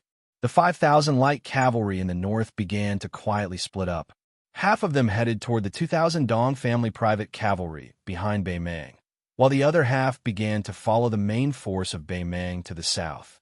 They did not give the enemy a chance to create an advantage in terms of military strength. Instead, they continued to maintain absolute suppression of the Dong family's main force. If Agutamu could see everything before and after, he would definitely be shocked at the terrifying tacit understanding between the captains of the northern white feather-light cavalry. There was no communication between them at all. However, the cavalry formation was formed so quietly. This required a sense of smell, courage, and trust. Not a single one could be missing. The White Feather Guard was once the direct line of troops under Wei Fuqing, one of the 4 fangs of Bailiang. Wei Fuqing was one of Chun Jibao's 2 great generals. After Wei Fuqing and Dian Xiongzhao left for Shu without bringing a single soldier, the Iron Stupa of Qidong continued to be the Iron Stupa. Yuan Nanting, a veteran of the Lotus Seed Camp, took over the White Feather Light Cavalry. The former was Su Zhao's adopted son, and his loyalty to the Su family was unquestionable. On the other hand, Yuan Nanting's factional colors were extremely faint. He had once respectfully sent off His Royal Highness, Su Fengyan, to the capital with Lin Dofang and several hundred other old men of Beiliang. Following the succession of Su Fengyan, the Beiliang frontier army also naturally changed dynasties. If one were to say that the Iron Stupa and White Feather Guard, who had a deep relationship with Chen Jibao, did not feel uncomfortable or stifled inside, no one would believe it. As a result, when Yuan Nanting left for the Longyan Plains, almost all of the 10,000 White Feather Light cavalry cheered to their heart's content. Killing the enemy on the battlefield was much better than being cooped up outside Liangzhou Pass and suffering the supercilious looks of the other armies. It had to be known that the first battle of Liangmang had been so bitter that even the great Snow Dragon cavalry and 2 heavy cavalry troops that had been in hiding for many years had been mobilized. They were all from the Su family's headquarters, the Iron Stupa and White Feather Guard. In the end, they didn't even see the Beimang barbarians. How could they not be stifled? Could they not hear some strange words? Chapter 1793. This time, Yuan Nanning had gone to the Huayang Pass Protectorate to discuss matters. He had practically slammed the table and glared at Chu Lushan, saying that if this battle did not belong to the White Feather Light Cavalry, then he really would not have the face to go back and be a general. He might as well stay in the Protectorate and be a Bulsh *T advisor. Sensing the movements of the White Feather Light Cavalry behind him, Agudemu immediately felt his scalp go numb. He angrily roared, "Break the formation with me!"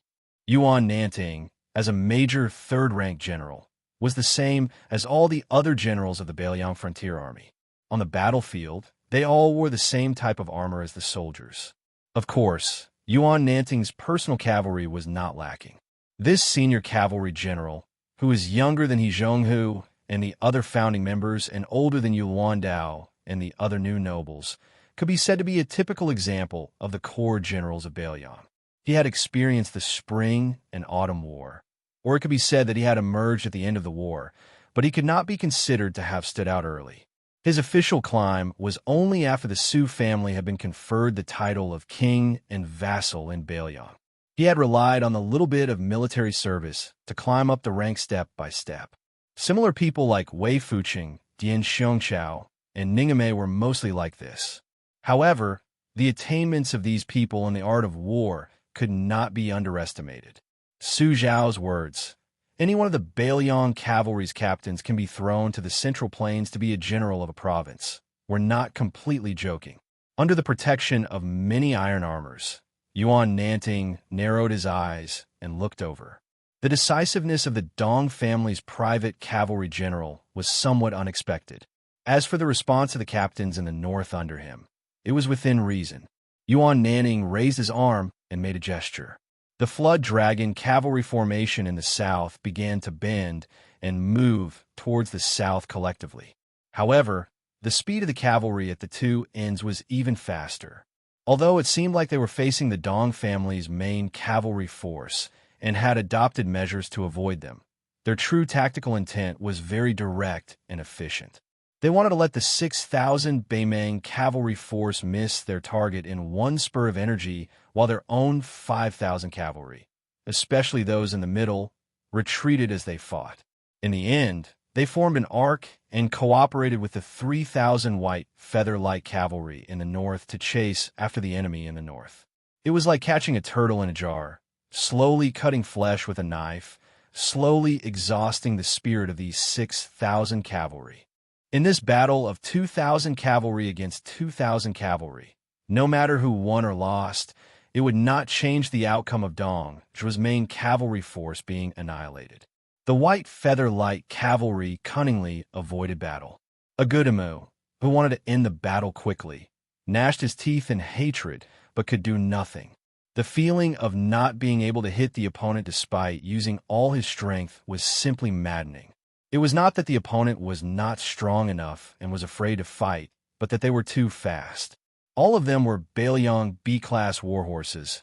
All of them were dressed in light armor and had abandoned their spears and lances, only carrying sabers and bows. Even if a flaw appeared in their hastily changed formation, as the opponent, the Dong family cavalry, could not catch it even if they saw it. On the battlefield, only the grassland cavalry could make the Central Plains infantry feel as if they were stuck in mud. The only thing that could make the Baimang cavalry, especially the elite troops of the Dong family's private cavalry, feel as if they were in a swamp was probably this top-class light cavalry among the many Bailiang cavalry forces. However, Yuan Nanting, who was confident of victory, did not let his guard down. In fact, several crossbowmen on white horses had already arrived at the periphery of the arc formation, telling him that there were 6,000 Ruren cavalry reinforcements coming from the north. They would arrive in an hour at the slowest and would be personally led by the martial arts evaluation grandmaster, Hong Jingyan. Yuan Nanting, who had not stopped his horse from beginning to end, looked at the young faces, especially the one in the middle whose armor was covered in blood. He smiled and asked, "You must be the White Horse Commandant, Li Hamlin?" That rider nodded and said in a deep voice, "Yes, I am." Yuan Nanning smiled and felt a mixture of emotions. The eldest son of the Dao, administrator of Bailiang, Li Gongda, had actually risen to the position of the most precious crossbowman commandant through actual combat at the borders. The young people these days were truly impressive. Their drive was not inferior to that of these old men when they were young, and might even surpass them.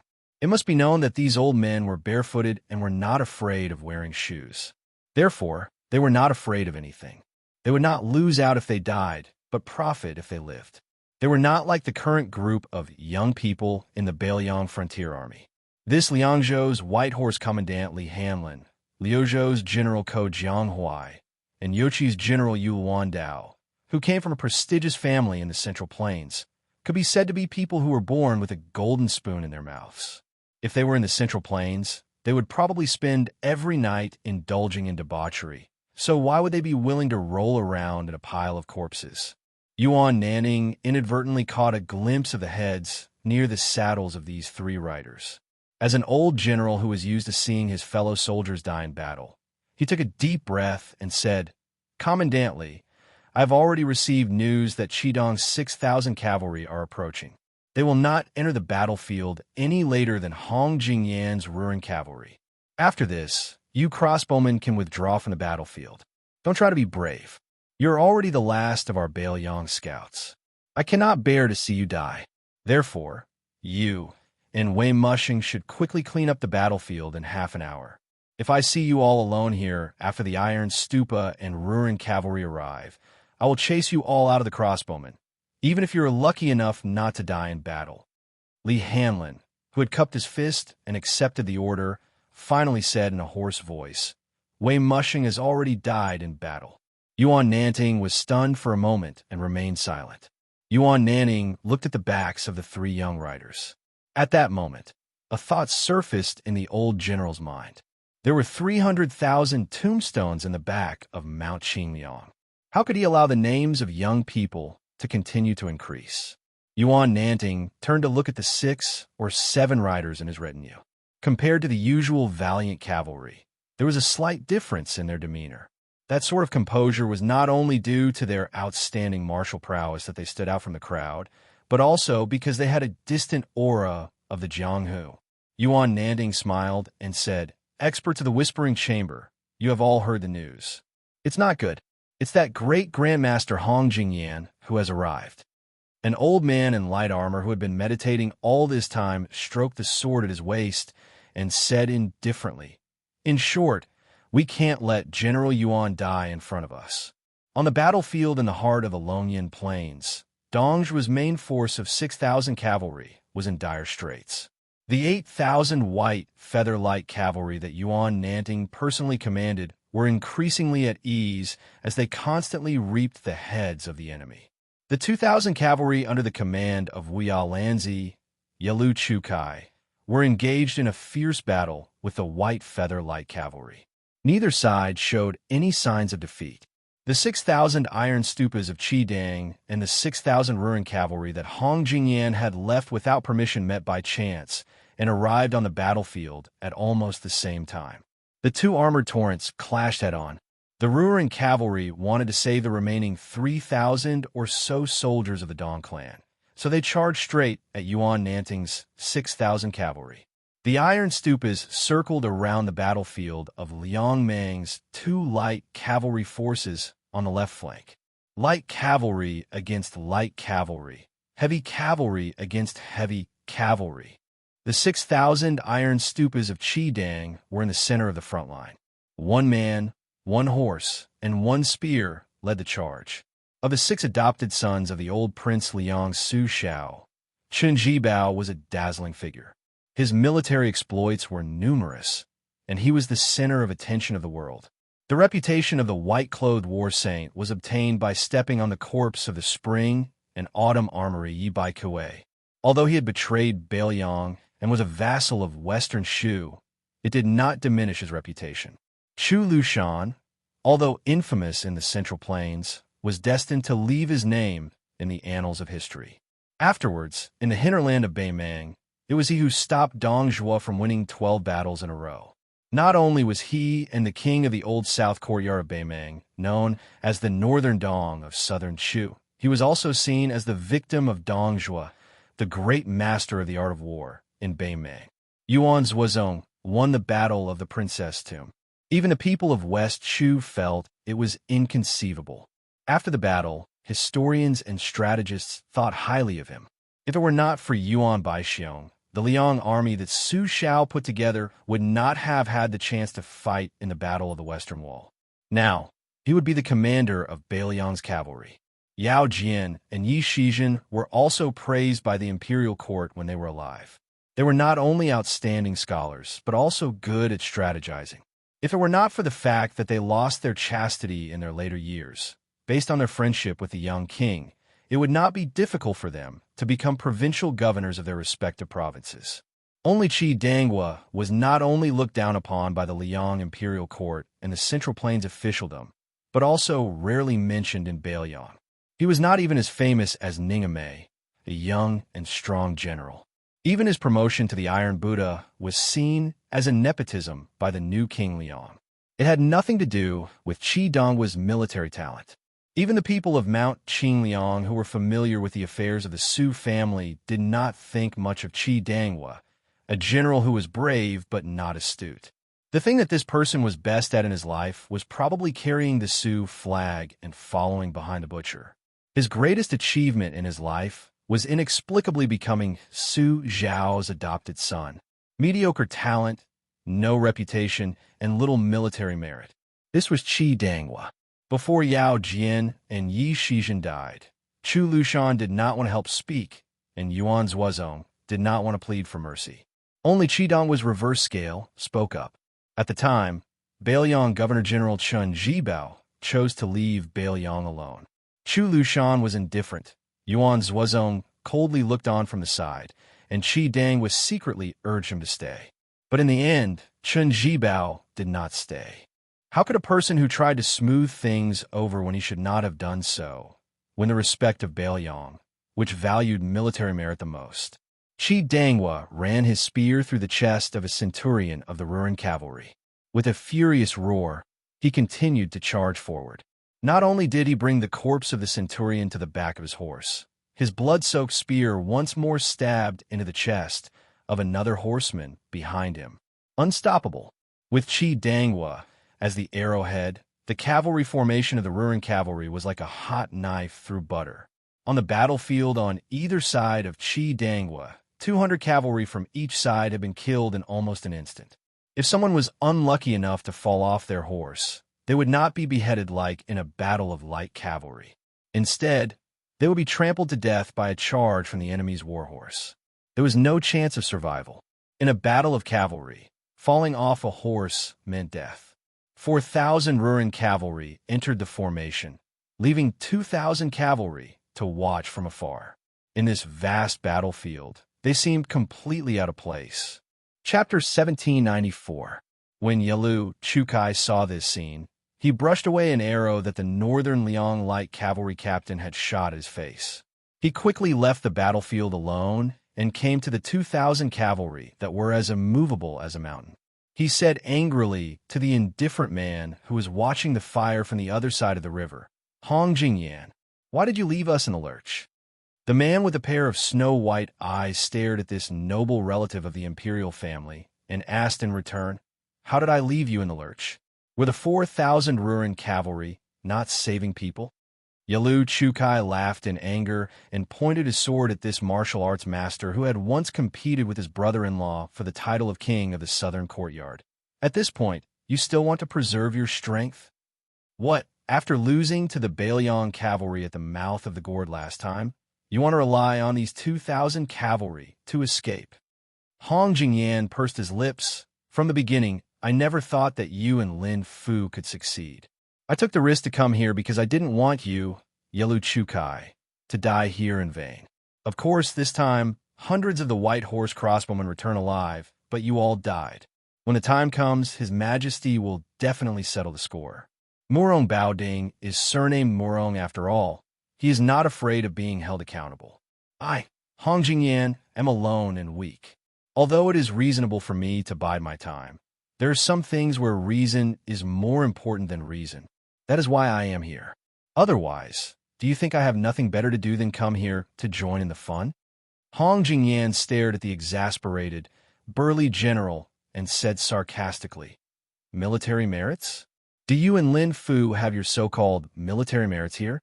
He shifted his gaze to the battlefield in the distance and sneered. "If your Black Crow fence and Black Fox fence died in vain, then wouldn't my 4,000 elite cavalry have died in vain?" Yalu Chukai flew into a rage out of humiliation, blood seeping from the corner of his mouth. He covered his mouth with his hand and stared hatefully at the leader of the Ruren cavalry. Hong Jingyan said flatly, "Yalu Chukai, remember, there are immortals on land in the Jianghu, but there are no immortals on the battlefield who can reverse heaven and earth. So your brother-in-law's 8,000 cavalry died here, which is the general trend. I, Hong Jingyan, am only responsible for bringing you back alive to the imperial court. As for the rest, don't hope, and you have no right to hope." Yalu Chukai did not turn around but pointed his sword at the battlefield behind him. "Don't you want to take the head of the third-rank Iron Buddha, General Qi Dangwa? His head was enough to make you, Hong Jingyan, a marquis. Qi Dangwa is Su Zhao's adopted son." Hong Jingyan smiled mockingly, as if he did not care to speak. It was only then that Yalu Chu straightened his back and released his blood-stained palm. Looking at the exceptionally valiant Ruren cavalry behind Hong Jingyan, he laughed and said, "You barbarians who came from the Ruren Mountains, to have such a cowardly master is truly a blessing in disguise. You can forget about achieving any military exploits in the future, but I am not afraid of dying on the battlefield." The Ruren cavalry's Kiliarchs had unfriendly eyes and were itching to attack. Hong Jingyan raised his arm and stopped the Kiliarchs from drawing their swords.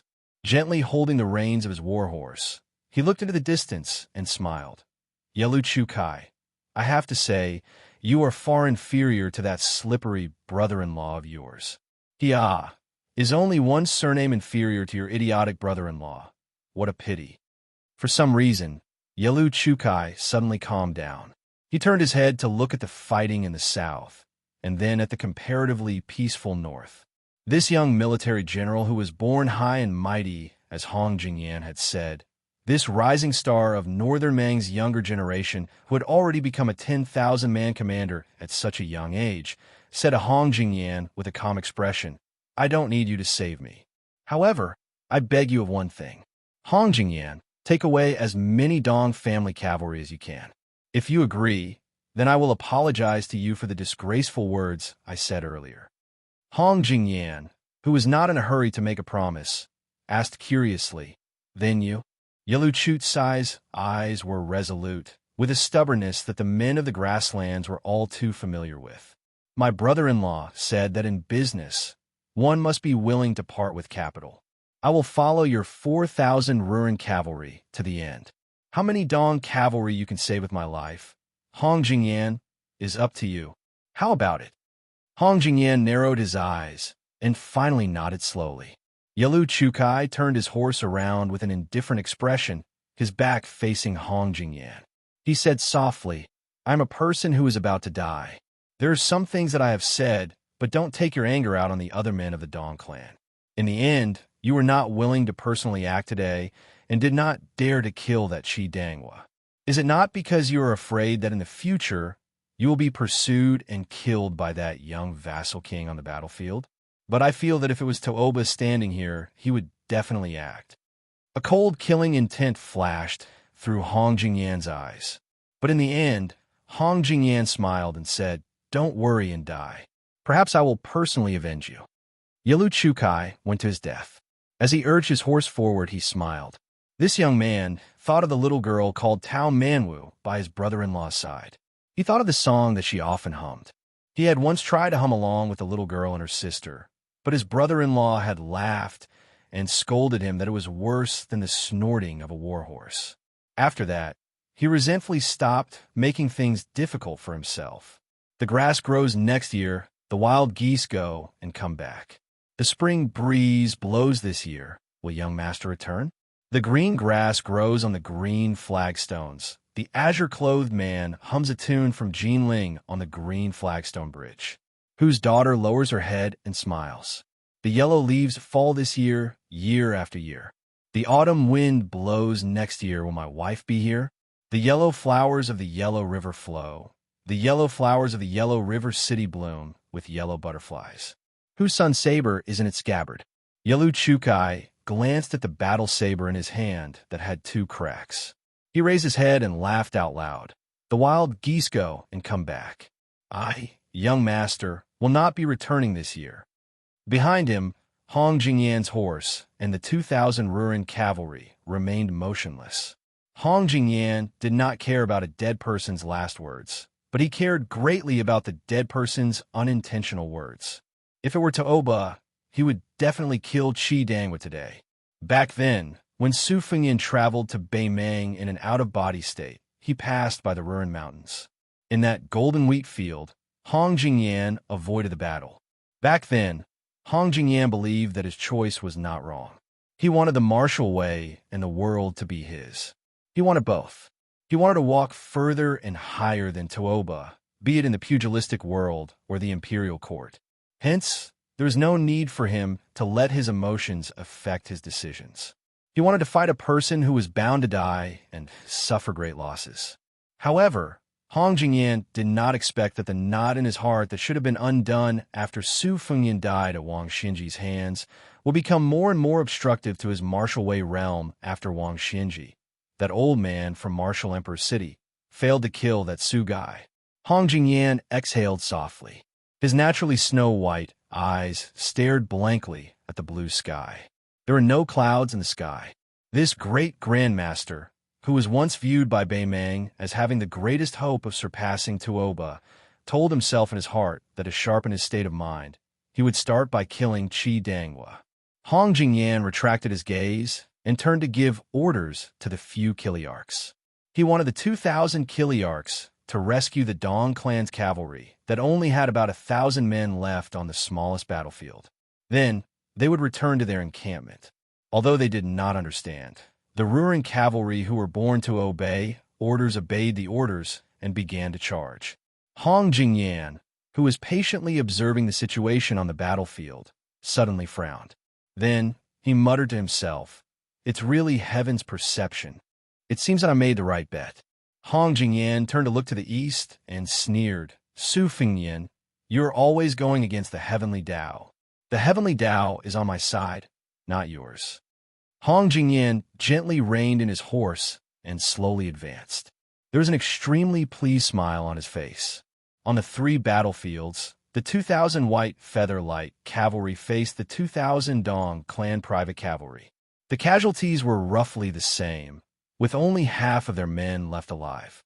The 2,000 Ruren cavalry that were the last to be mobilized were also sent to reinforce this place.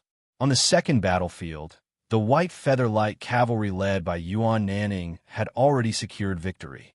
Dongzhi was #1 cavalry general, a good Dummu, had personally killed more than 20 men before finally dying under the blade of a nameless Bailiang soldier. The 2,000 Dongzhi cavalry that had been surrounded still did not surrender after the death of their commander. One person surrendered. On the final battlefield, where the situation was the most tragic, the 4,000 Ruren cavalry and 6,000 iron stupas had already penetrated each other's formations 3 times. Yalu Chukai had died in battle. His corpse was recognized, and his head was cut off. It was raised high on the battlefield by the Iron Stupa cavalry lieutenant. The Bailiang lieutenant who had done this had no joy on his face. There was only grief and indignation. What was the use of surrendered soldiers in the Battle of Liangmang? There were no surrendered soldiers. Perhaps if this battle had continued, for example, if the Beimang army had broken through Beifu City outside Liangzhou Pass and fought all the way into Bailiangsdao territory, there might have been people willing to drag out an ignoble existence and surrender. For example, if the Bailiang cavalry had marched straight into the Southern Dynasty, there would still be people willing to live and not die. But these two situations would only appear after many people had died. If one did not personally go to the northwest border and personally witness the confrontation between the two armies, perhaps one would never understand the heroism of both sides. Thus, the greatest joke in the world was that there were very few people in the central plains of Liang who respected the 300,000 cavalry of Bailiang. On the other hand, Beimang, as their mortal enemy, no matter how deeply they hated the Bailiang frontier army, in the depths of many people's hearts, they would always view this army as an opponent worthy of respect.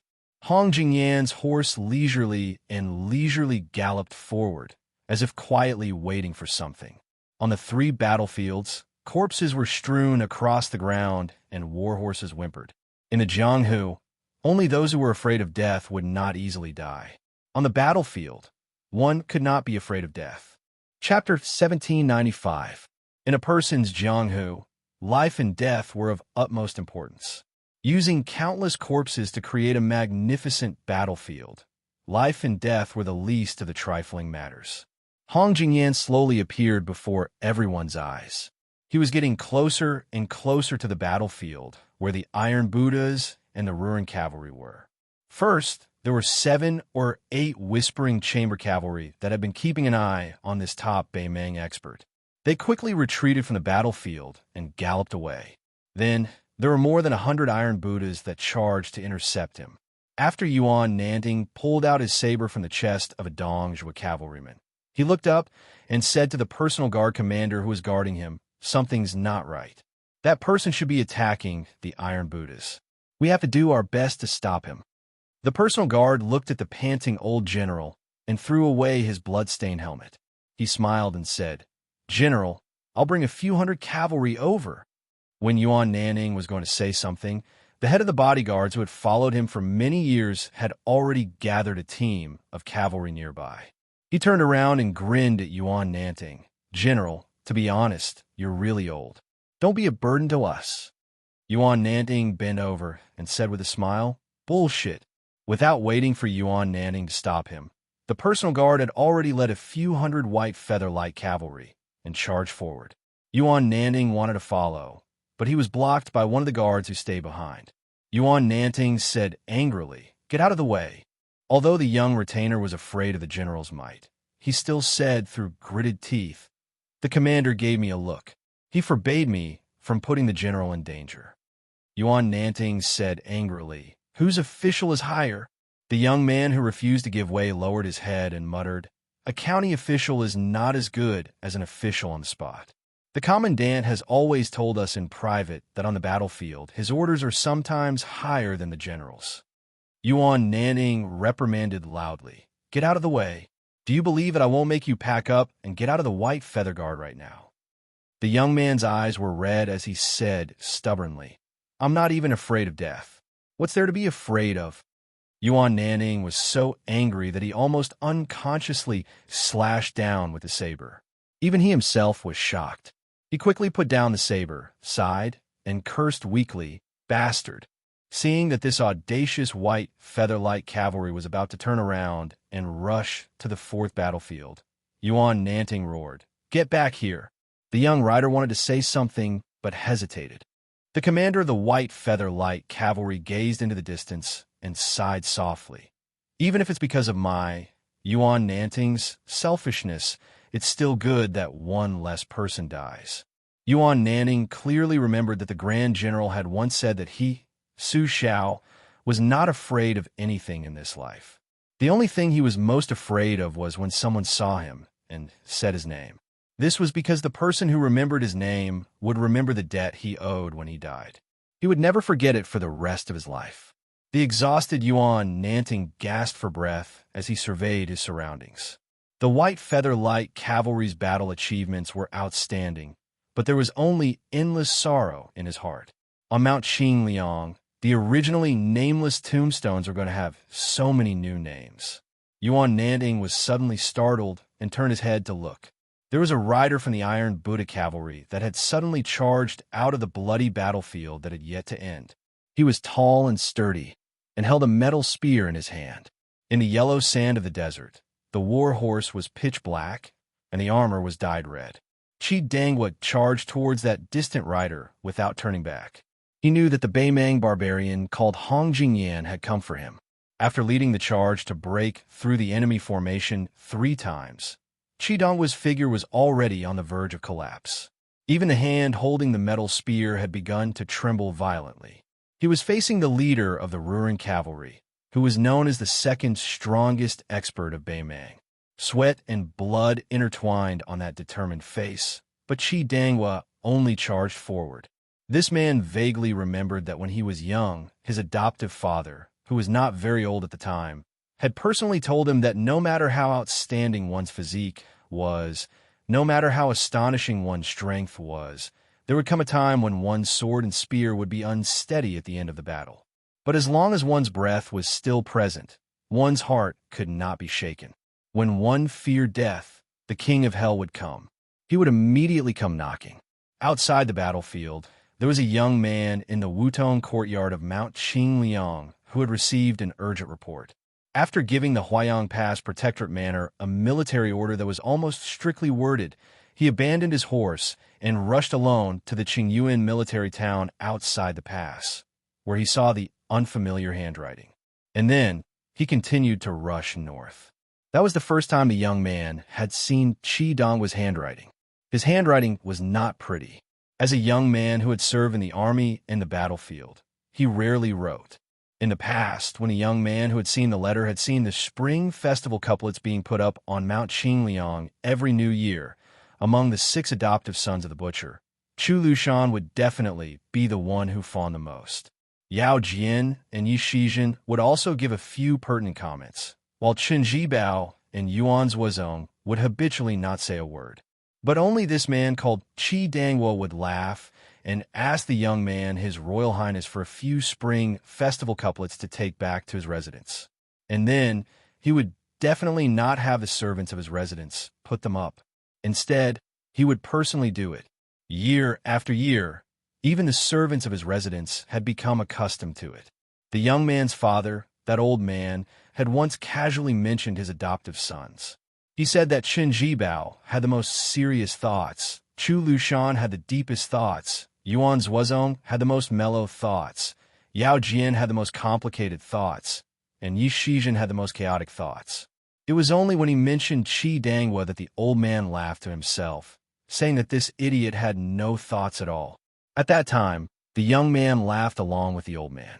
In the Huayang Pass Protectorate House, Chu Lushan looked at the latest spy report with a gloomy face. Yuan Zuozong's face was also extremely gloomy. He turned around and strode to the gate. Chu Lushan shook his head. "You don't have to go, Prince. Xianxia has already left." As if talking to himself, Chu Lushan added, "Old Qi may not die." Yuan Zuozong sneered, "Not necessarily?" Chu Lushan suddenly became furious. "Yuan Zuozong, what's the use of you going to the Longyan Plain now? Can you catch up?" Yuan Zuozong stepped over the threshold and said calmly, "I won't go to Huda City. Ko Jianghuai and Xie Shibian have joined hands in Liuzhou. Whether they succeed or not depends on their ability. I'll go to Calabash Mouth in Yuzhou. Since I've decided to gain the initiative by striking first, I might as well make a big move. Chu Lushan said dejectedly, "Go, go."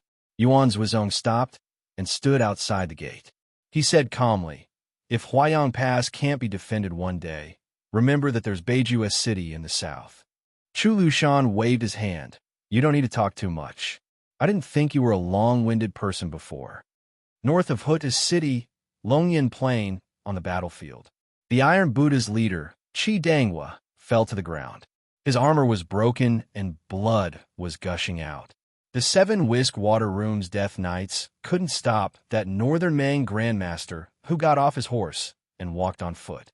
It was to the extent where even the 100 Iron Stupas and 300 White Feather Light Cavalry couldn't stop him, their formation torn apart by a single person just like that. Qi Danghua, who had sent out a spear, was punched in the chest by that man. He fell from a horse and slid back for more than 10 feet. That man landed beside him and said with a smile, "Before you die, I might as well tell you that Su Fengyan is on his way here. In fact, he's very close. Unfortunately, he's still a bit late." "Qi Danghua, are you unwilling to die?" Qi Donghua's chest rose and fell rapidly. Blood kept oozing out from the corner of his mouth. He could no longer speak. However, his elbows were straightened and his fingers were grasping the ground. He seemed to be struggling to get up. Hong Jingyan closed his eyes and said with intoxication, "This is the taste of the resonance of heaven and earth." Now I know why Qi Xuanjin said that celestial phenomenon was just the scenery outside the door. The scenery inside the door is really wonderful. He lowered his head and looked. Su Fengyan is late, but I, Hong Jingyan, am not. Hong Jingyan was increasingly happy. "Oh, right. Let me tell you another piece of bad news. After knowing that Su Fengyan is coming in person, Tuoba, who was originally moving slowly south, has started to speed up. I only need to go 200 miles north, and Su Fengyan and Tuoba will meet." Hong Jingyan looked toward the south and laughed loudly. "Su Fengyan, when North Ju City is breached, I'll give you the chance to take revenge." Hong Jingyan's figure flew backward and disappeared in the blink of an eye. After a few blinks of the eye, a young man with cracked lips and wearing casual clothes sat cross-legged beside Qi Danghua. This man was dying and his vision was blurry, but for some reason, he recognized that young face. He wanted to speak, but he couldn't say a word. Instead, the blood at the corner of his mouth was gushing out more and more. The young man reached out and gently pressed on his chest. Where his hand touched, the iron armor was shattered. The cold armor was soaked in blood and felt warm. The young man bent down and shook his head gently. This valiant general of the Northern Liang cavalrymen in the past had unexpectedly generated an unimaginable strength out of nowhere before he died, and he tightly gripped the young man's arm with one hand. Since ancient times, the strongest person on the battlefield would carry the enemy. The Bailiang cavalry had 300,000 men, and only Qi Danghua could carry it. And this man, with the last of his strength, wanted the young man not to go to the north for him. He didn't want to let go even if he died. The young man gently held the dead man's hand. He was quiet and expressionless. He was neither sad nor happy. Great suffering was silent. In the end, the young man pried open Qi Donghua's fingers one by one. Then he leaned over and helped him close his eyes. When he left Bailiang Palace, he didn't have time to hang his cold blade. He found the iron spear not far from Qi Donghua's body and held it in his hand. One man, one spear, rushed to the north. Hong Jingyan, who had already escaped dozens of miles away, heard a thunderous sound. "You want to die, so I'll let you die." Chapter 1796. On the Dragon Eye Plain, from north to south, there was a straight line of dust flying. When a short, middle-aged man with long arms like an ape stopped, the flying sand behind him that looked like a yellow flood dragon gradually dissipated. The man raised his eyes and looked into the distance. His extraordinary aura was not like that of an ordinary person. It was because his 2 arms were shining with a golden light from under his plain clothes. Strands of light lingered around his arms, showing the appearance of thousands of tiny flood dragons coiling around his arms. At the critical moment when the Second Battle of Liangmang was about to start in the autumn wind, as the king of the northern courtyard, he quietly left and went to the northernmost part of Beimang's territory. He used an iceberg as a boat and continued across the sea to the north. Finally, he got what he wanted. He was supposed to go to the western capital temple of the Southern Dynasty to participate in the military affairs. Even if he had been stripped of the title of the king of the northern courtyard, he was still the anchor of the entire Beimang dynasty. The grassland cavalry had almost blind trust in him, just like the Liang imperial court's trust in Gu Jiantang. No matter how bad the Guangling Road War was, and even if the West Chu's restoration reached the peak of momentum on the battlefield, as long as Gu Jiantang did not make a move, and as long as he and the two border armies did not move, then Liang still had full confidence to deal with the West Chu rebels. After Toba slowly returned to the south, he quickly sensed the majestic aura of Bailiang heading north. Toba originally thought that it was the young man's provocation. As a martial artist who had reached the pinnacle of the human world, he naturally would not retreat. But when he later sensed the second unique aura on the Dragon Eye Plain, Toba was still full of fighting spirit, but also somewhat helpless. It turned out that it was a baffling misunderstanding. Hong Jingyan had for some reason angered the young king, so much so that the latter did not hesitate to travel thousands of li to the battlefield alone. Toba did not mind letting Hong Jingyan do the killing for him, but he was very curious as to why Hong Jingyan, a recognized martial genius, would suddenly show signs of breaking through the threshold of celestial being. Therefore, Toba was not in a hurry to act. In Toba's eyes, the battle with Su Fengyin could happen sooner or later. It could even be said that the later the better. When the 300,000 cavalry of Bailiang were wiped out and the young man was in a desperate situation, he would be able to fight with all his might without any worries. Therefore, he would save Hong Jingyan, the leader of the Ruren cavalry, who had always been known as the second Toba in the grasslands, for both public and private reasons. However, this did not prevent Toba from making this shrewd junior suffer a little. Too many of Beimang's top experts had died in the past 2 years. The fifth raccoon of Bingbing Mountain, the sword chi of the chess and sword music school, Huang Qing, and the bronze man grandmaster, Xiaoxiang of the princess's grave, etc.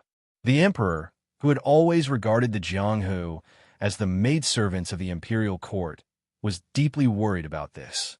After all, no matter how worthless the maidservants of a noble courtyard were, if too many of them died and there was no one to serve tea or clean up the courtyard, outsiders would eventually feel that it did not fit the image of a noble clan. However, this was the limit. To the emperor, the grand masters of the Jianghu were ultimately just carps in a pond and sparrows in a cage. Toba slowed down his steps and slowly headed south. However, with each step, his physique grew taller and more majestic. The golden light that appeared on his arms became even more dazzling. Looking at the Jianghu of Beimang, the number of people he viewed as his opponent could be counted on one hand. However, the chess and sword music school just happened to have 2 of them.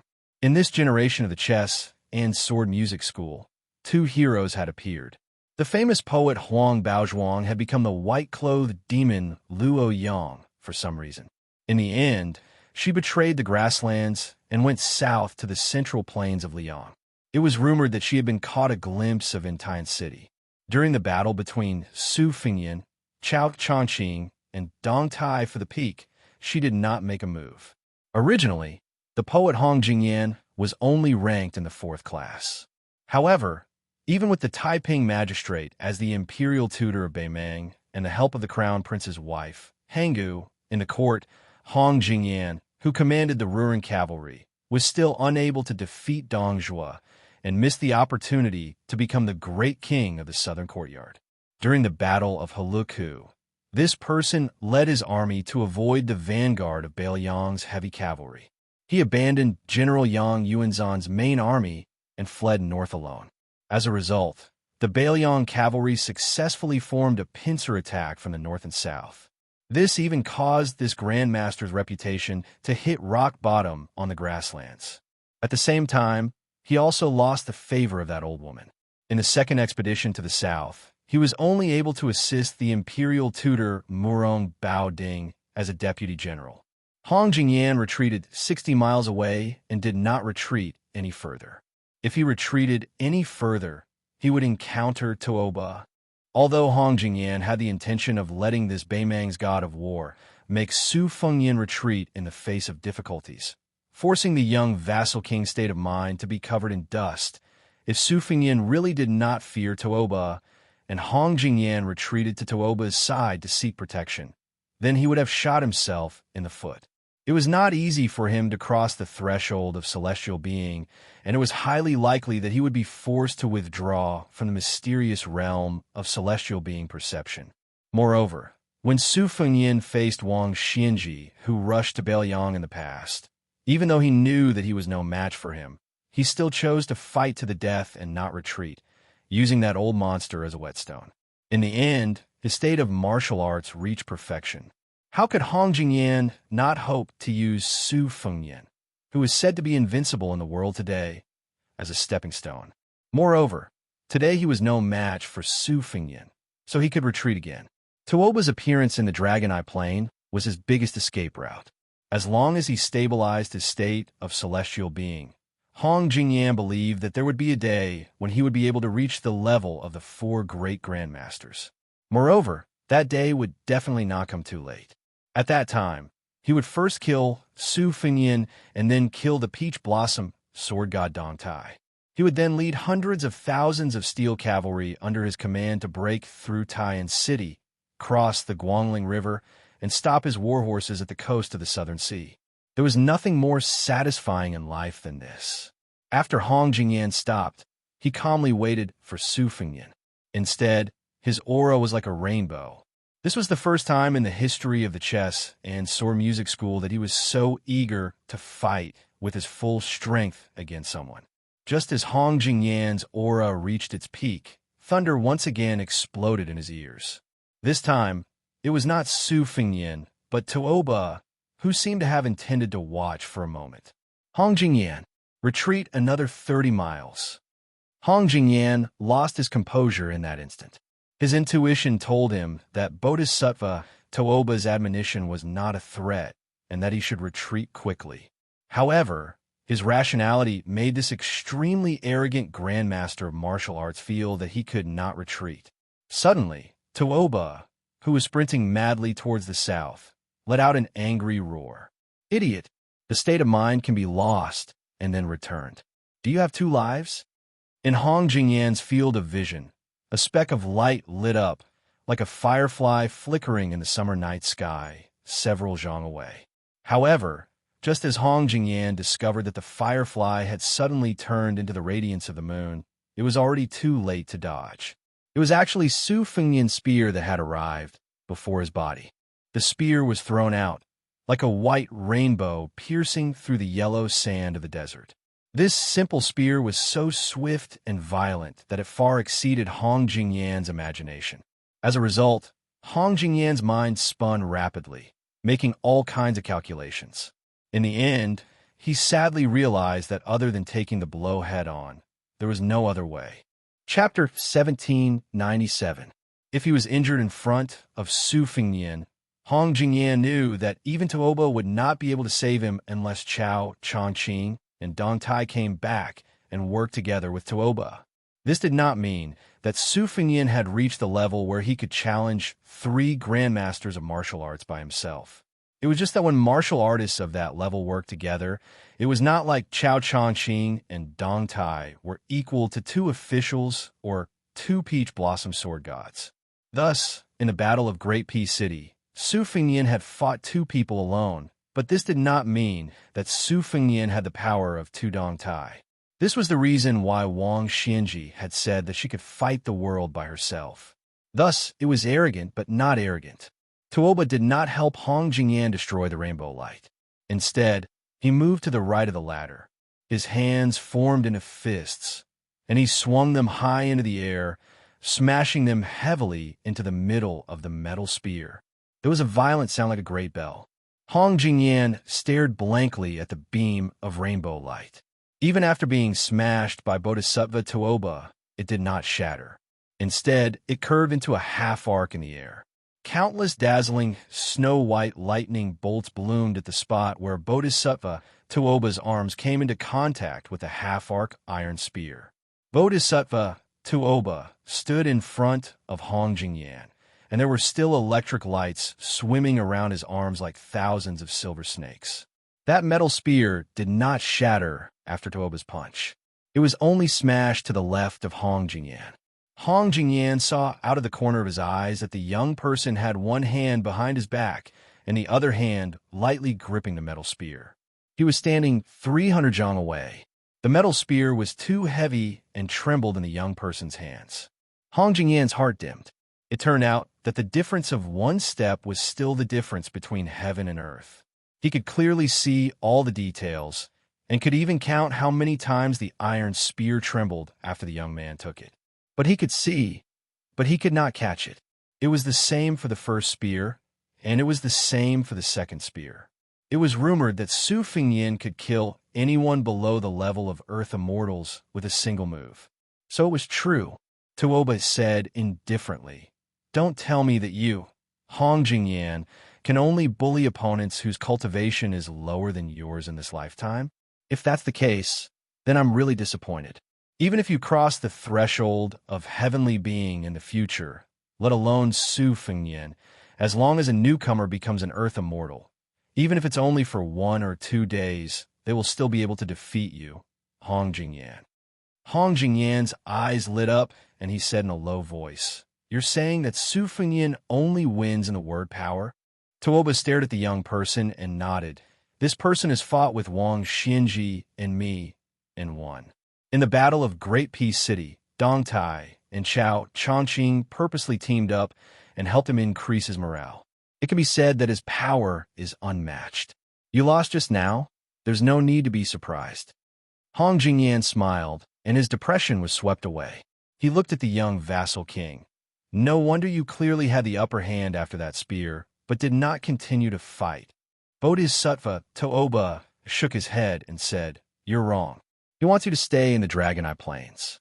As long as I still want to save you, he will have the chance to kill both of us. He won't just take one of our heads."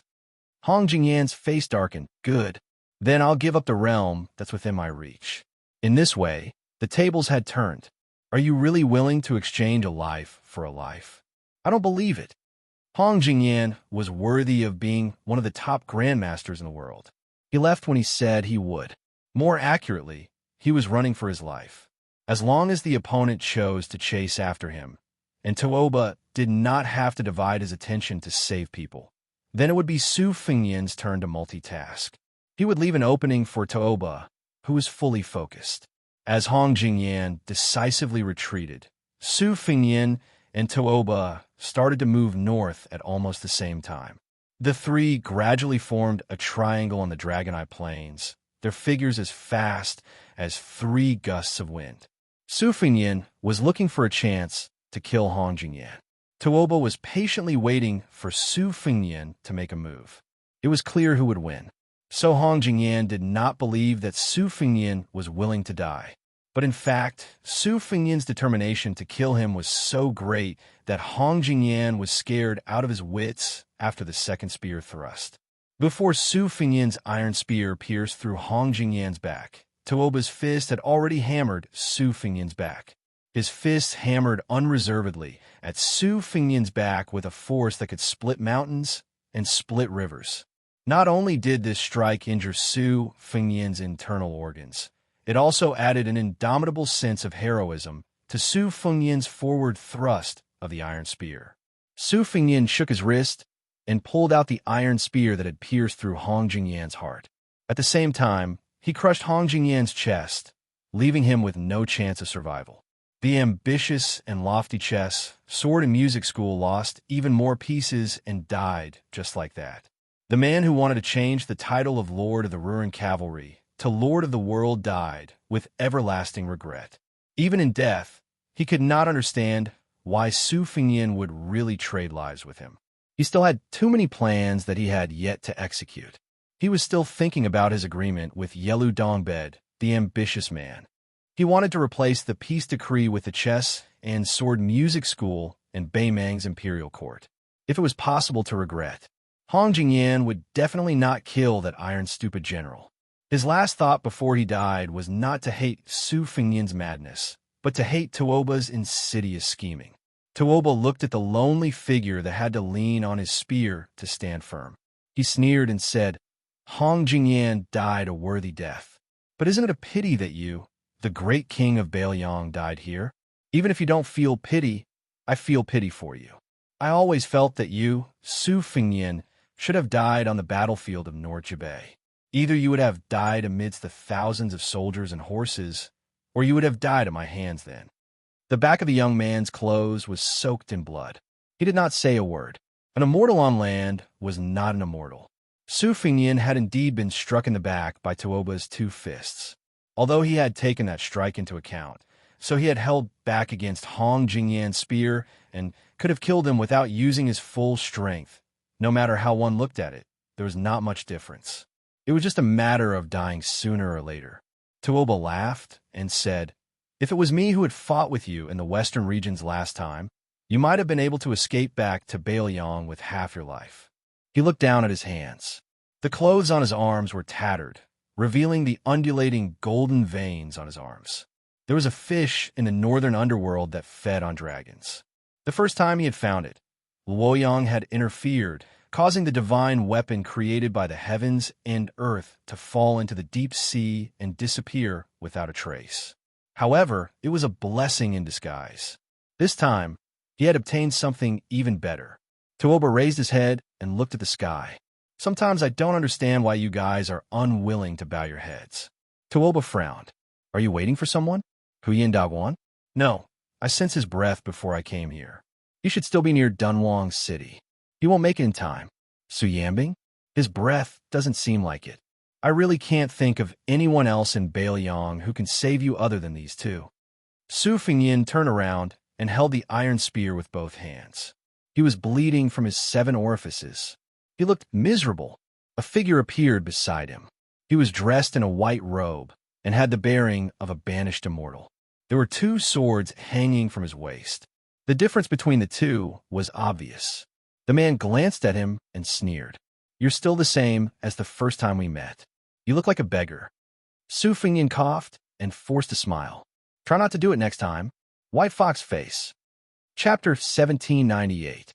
Whether it was when Luo Yang met Dong Tai in Dunhuang City, or when Su Fengnian met Wang Xianji, who was rushing to Bailiang, a real battle between great grandmasters would never be sloppy. There is absolutely no possibility of polite greetings. The outcome of the battle was simply life and death. Although Tuoba did not know the specific background of the white-robed man in front of him, he had a general understanding. This person had previously led a young swordswoman to travel around Beimang. Occasionally, he would fight, but he had never been defeated. Even if he encountered thousands of riders, he would still be able to retreat safely. Li Mibi, the ancestor of Spiderweb in Beimang, had a very high opinion of this person. He even did not hesitate to describe this androgynous, handsome young man as his future achievements in martial arts are expected to catch up with Wang and Su. Although Tuoba did not intend to speak, he was not in a hurry to fight either. First, Su Fengnian's injury was unmistakable. Second, he did not want to lose a great advantage by rashly fighting. After all, it was taboo for martial arts masters at their level to call a newcomer when encountering a strange newcomer. Just like the national chess players who had been famous for a long time, they were often not afraid of exchanging blows with old enemies whom they knew well. Their only headache was those inexperienced geniuses of the younger generation. They were especially afraid of deciding the outcome of a game with those rising stars. This was the principle of life and death battles between Jianghu masters. When Song Yinqing of Dongyue Sword Pool carried 14 new swords, he had caused great trouble for Luo Yang, who was at the peak at that time. Moreover, Tuoba had a unique opinion. There were endless grandmasters of sword Dao in Jianghu. After Li Chungang, there was Dong Tai. After Dong Tai, There was also Huang Qing of Beimang, Qi Jiajie of Taiyan City, Zhang Yan'ai of West Chu, and many other great figures. In Tuoba's opinion, since the end of spring and autumn, the fate of Sword Dao must have been mostly used up. It would be difficult for a figure like Lu Zhu to appear again. Only grandmasters of Saber Dao were too few. Moreover, no one had stepped forward to reach the height of being recognized as the most promising person in the world. Tuoba's intuition told him that it was about time for someone to emerge. Perhaps it would be the person in front of him, the young man whom the king of Bailiang, Su Fengnian, was willing to entrust his life to. After some observation, Tuoba noticed some clues. The person in front of him, who was called White Fox Face by Su Fengnian, did not have a strong qi. Compared to people like Chao Changqing, he might not have a majestic aura. However, the flow of his qi was rather strange. One word could describe it, and that was fast. It was so fast that it was unimaginable. It was like the Guangling River during the flood season. This was simply a path to death. Tuoba became more and more curious. What was this person thinking that he would sacrifice his life in exchange for the realm of martial arts? This was no longer something that could be explained simply by the word martial arts fanatic. Su Fengnian sighed softly. Of course, he knew why White Fox Face was so determined. He wanted to become the most powerful person in the world before the age of 30 and kill all his enemies with his own hands. After the age of 30, life and death did not matter. White Fox Face took a few steps forward and stood in front of him. Although I made it in time, don't think that both of us can survive. You also know that saving you is much more difficult than killing him. Su Fengnian said in a self-deprecating manner, "You can just do whatever you want. I've killed Hong Jingyan this time. If you kill Bodhisattva Tuoba, even if I die, then even if this deal is a loss, it won't be so bad that it's acceptable." White Fox Face placed his palms on the hilts of the two sabers at his waist. They were the embroidered winter saber and the spring thunder saber. Su Fengnian was no stranger to this pair of sabers. On the contrary, he was very familiar with them.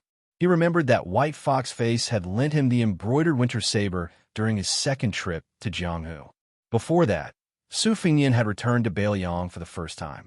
During that trip, he regretted that he did not meet a real peerless master pro. At the last moment, he bumped into White Fox Face, which made His Royal Highness feel that the end of that trip was not bad. After 3 years of hard wandering, he finally met a peerless master pro.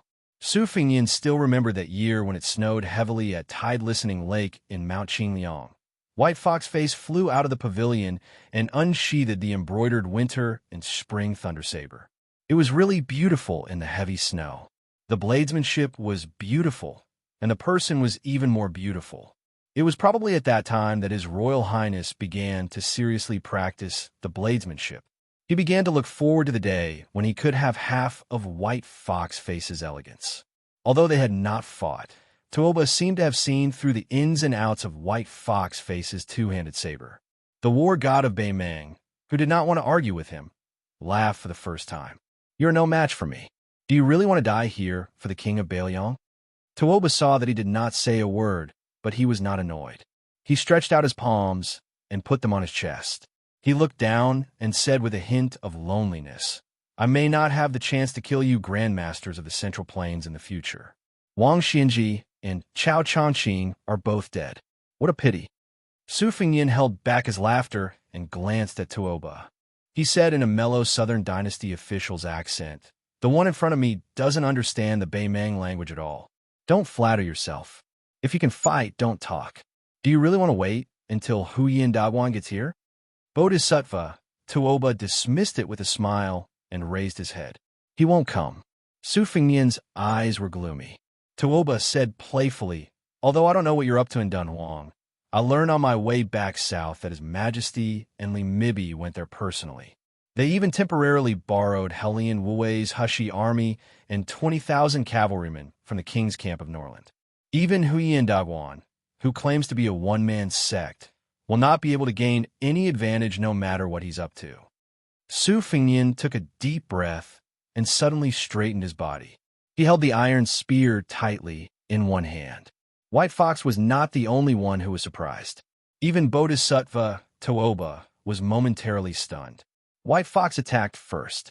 The winter-embroidered saber exploded in front of Tooba with a bright light, like the moon rising from the sea. Tooba smashed the moonlight with one punch and broke the cold saber gang. Then he punched directly between White Fox's eyebrows with his other fist.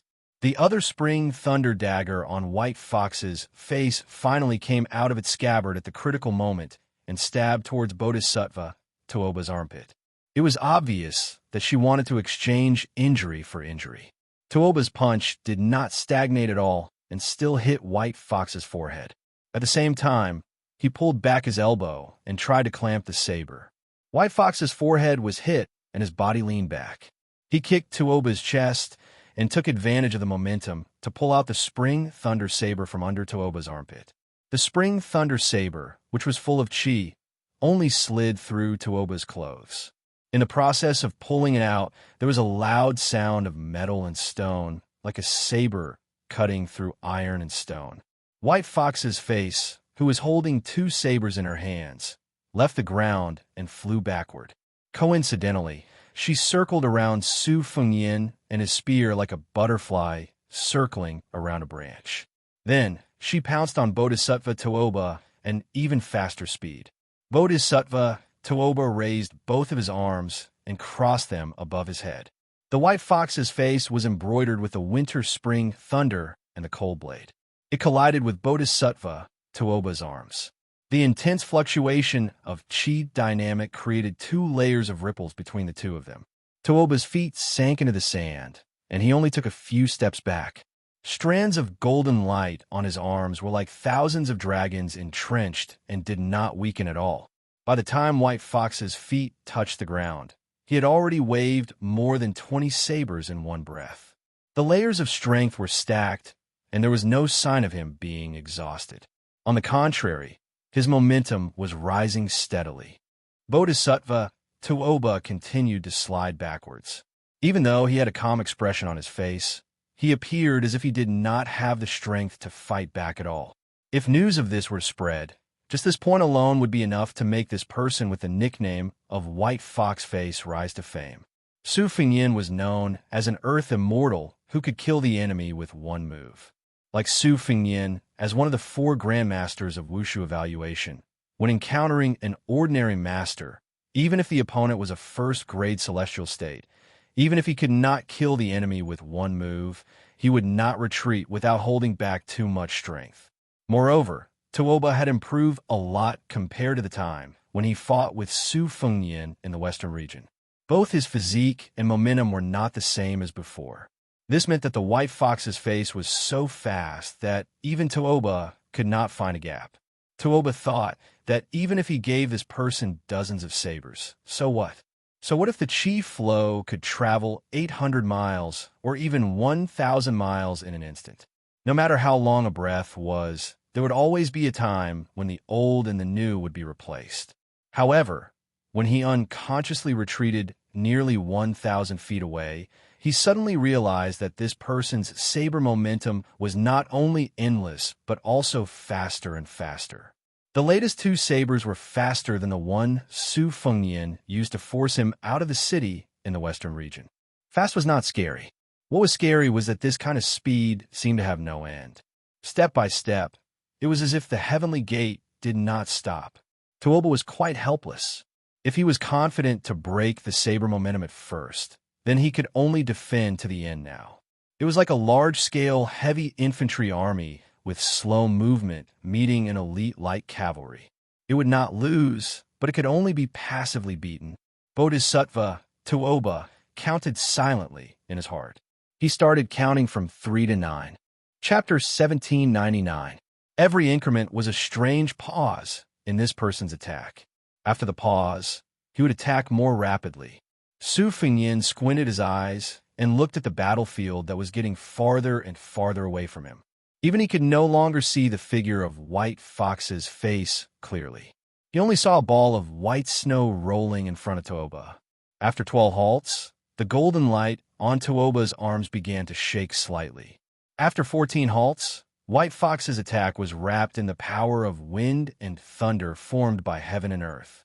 This was no longer as simple as a celestial phenomenon master borrowing the general power of heaven and earth. It already had the implication of a Taoist immortal opening a cave in his sleeve, or the Buddha performing the Pure Land of Lotus in the Abbot's Land. If it was Su Fengnian with his current cultivation, he could use a whole breath to create a move similar to the state of spirit. However, it was absolutely impossible for him to do it continuously and still be as one after many breaths. Between the 15th and 16th halts, Tuoba tried to stop the opponent's terrifying momentum at the risk of injury.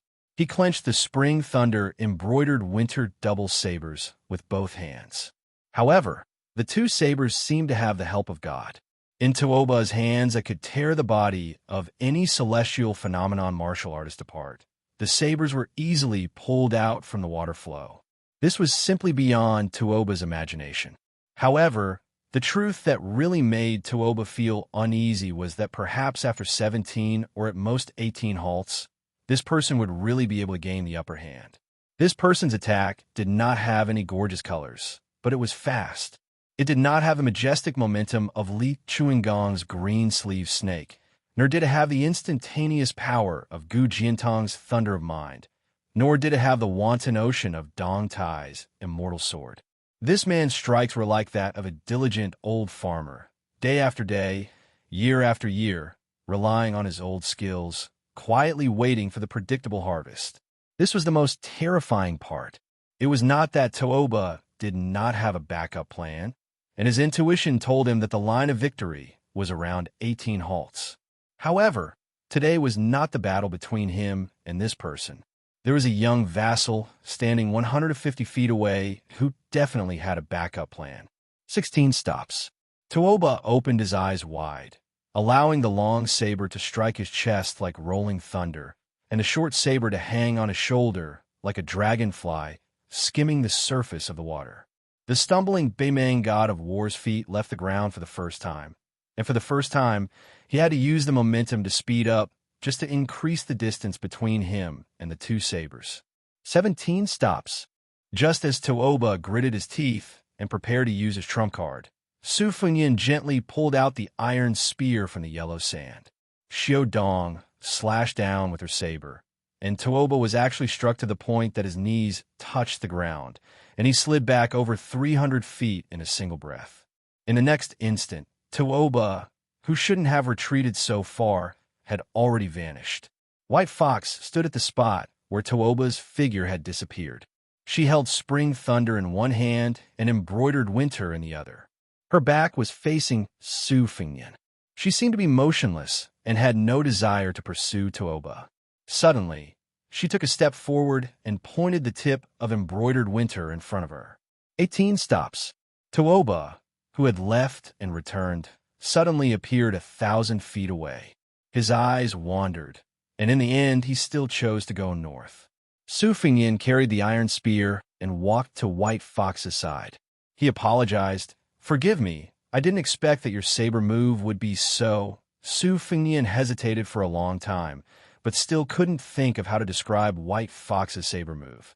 In the end, he could only use a catchphrase resentfully, such a technical skill. Su Fengnian looked at the wisp of qi that was gradually disappearing in the north and lamented, "If I had known earlier, I would have helped you stop Bodhisattva Tuoba, even at the risk of incurring irreversible side effects. Perhaps I could have really killed him. In my current bleak situation, I can still give him 2 or 3 moves, even if I have to sacrifice half of my life." White Fox's face slowly put her saber back into the sheath and said coldly, 6 stops to kill level 2. 9 stops to kill Mysterious Finger. 12 stops to kill Celestial Phenomenon. 16 stops to break through Buddhism's Great Vajra. And the celestial being's physique is as white as paper. After 18 stops, there won't be any land immortals in front of me. As long as I succeed in making the first move, no matter if it's Wang, Xianxia, or Qi Xuanjin, I'll be invincible. At the very least, I can exchange my life for theirs. Su Fengnian walked to White Fox's side and stopped. He said helplessly, Don't talk about such a domineering thing in such a casual tone, okay? White Fox's face was silent. Su Fengyin didn't turn to look at White Fox's face. He said softly, quickly wipe the blood off your face. Don't just put on the airs of master. There are no outsiders here. White Fox's face lifted her trembling arm and wiped her face. Only then did Su Fengyin turn his head and stare at the beautiful face that seemed to be neither familiar nor unfamiliar to him. He smiled and said, "When I fought with Han Xianxia and Wang Xianji, I was beaten to a pulp every time. Last time, I was able to block Qi Jiajia's sword. It wasn't easy for me to pretend to be a master from the beginning to the end." White Fox's face said coldly, "Li Yishan asked me to save you once before he died. Now we're even." Su Fengyin said, "Yes, we're even." White Fox's face suddenly frowned and said, "Why are you pretending? Both of your legs are swaying." Su Fengyin, who was punched in the back by Tuoba's fist with full force, grinned and said, "If I'm not wrong, you can only use 17 stops now. You're still a little short of your so-called invincible first move. Your posture with your hands behind your back is handsome, but it's not easy. It's a little hard." Both of them fell into silence. In the end, Su Fengyin was defeated. "Who's going to carry who? Of course, I want to carry you, but I'm afraid you won't like it. So you have the final say." Thus, a funny scene appeared in the yellow sand of the desert.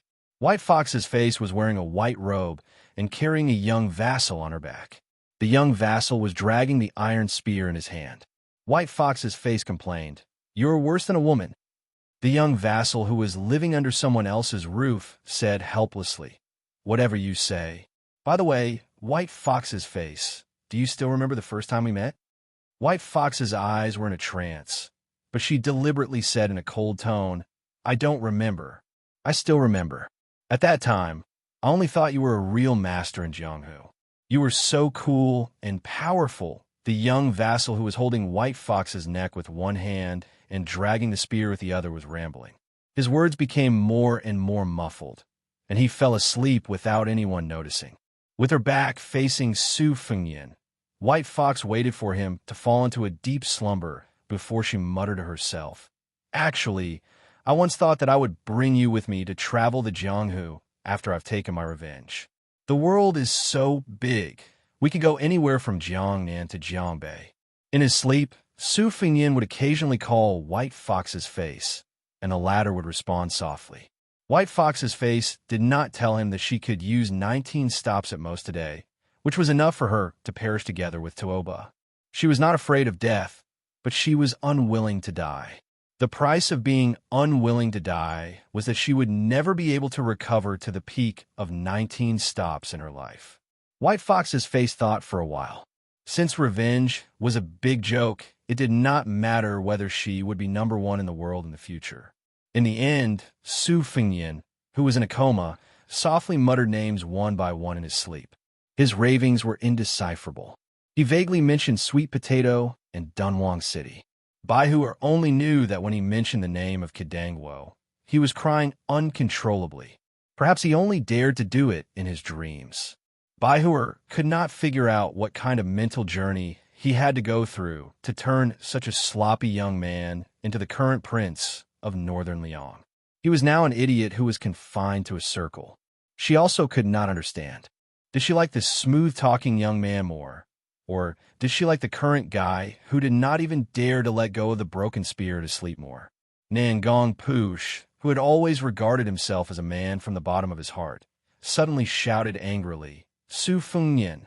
Su Fengyin, who had just woken up, suddenly shuddered. Lying on White Fox's back, he said with a face full of fear, "What happened? Did I touch your breasts? Don't chop off my hand, please don't. It must be a misunderstanding." White Fox's face took a deep breath and quickly dispelled the thought in her mind. She said hatefully, "Take care of your claws. Go back to sleep. How about I carry you instead?" "Shut up." Su Fengyin, who was really exhausted, replied with an "oh," and went back to sleep. At this time, the two of them did not expect that many years later, the new King Liang, who was also as meritorious as Su Xiao, would go to Tyne City alone. The new emperor of Liang did not show up. Therefore, what greeted this official who deserved to be called the most meritorious official in the imperial court was not a warm scene of brothers reuniting after a long separation, nor was it a romantic story of a new emperor and official. Instead, it was a situation where he was surrounded by enemies. At that time, it was still White Fox's face that appeared by his side in time. This person named Nangong Push gave the Liang imperial court, or more accurately, the real unification of the world, an absurd answer. I'm here to pick up my wife. White Fox's face was probably the only person in the world who could treat Su Fengyan as his own woman and like him. And he did not care whether the world liked him or not. Chapter 1800. Happy New Year. In the evening, there was a chapter titled, A Stick of Plum Wine. White clothes returned to Bailiang. When Su Fengyan woke up, he opened his eyes and turned his head to look. He discovered that the sun was shining brightly outside the window. Under the illumination of the light, the dust near the window could be seen clearly, but the room was somewhat dim. Su Fengyan retracted his gaze from a distance and saw a fat man sitting on the edge of the bed like a small mountain. Bailiang's protector general, Chu Lushan. So it was this fellow's existence that blocked out the sunlight. Chu Lushan, whose back was facing the sunlight, said in a somewhat hoarse voice, "After Sir Nangong brought your highness to Huayang Pass, he left without saying goodbye. I couldn't stop him." Su Fengyan, whose lips were dry, slowly sat up. His breathing was not smooth. A person's back was actually very thin, and the so-called heart of the back was extremely close to the heart. After being hammered by Toobo with all his strength, it was naturally not as simple as injuring his muscles and bones. Fortunately, Su Fengyan was far too familiar with injuries. After being sick for a long time, he became a doctor. Following the Wudong de Huang Ting Heart Sutra, he looked inside himself and roughly understood the extent of his recovery. He opened his mouth and asked, "Where's the iron spear?" Chu Lushan softly said, "It's in the coffin." Su Fengyan nodded. "Tell second brother Yuan to have the banner of the Great Snow Dragon Cavalry take down and send it here. As for the Great Snow Dragon Cavalry, tell them that they need a new banner. If someone tries to stop them, there's no need to act forcefully. When the time comes, I'll personally explain to those cavalry generals."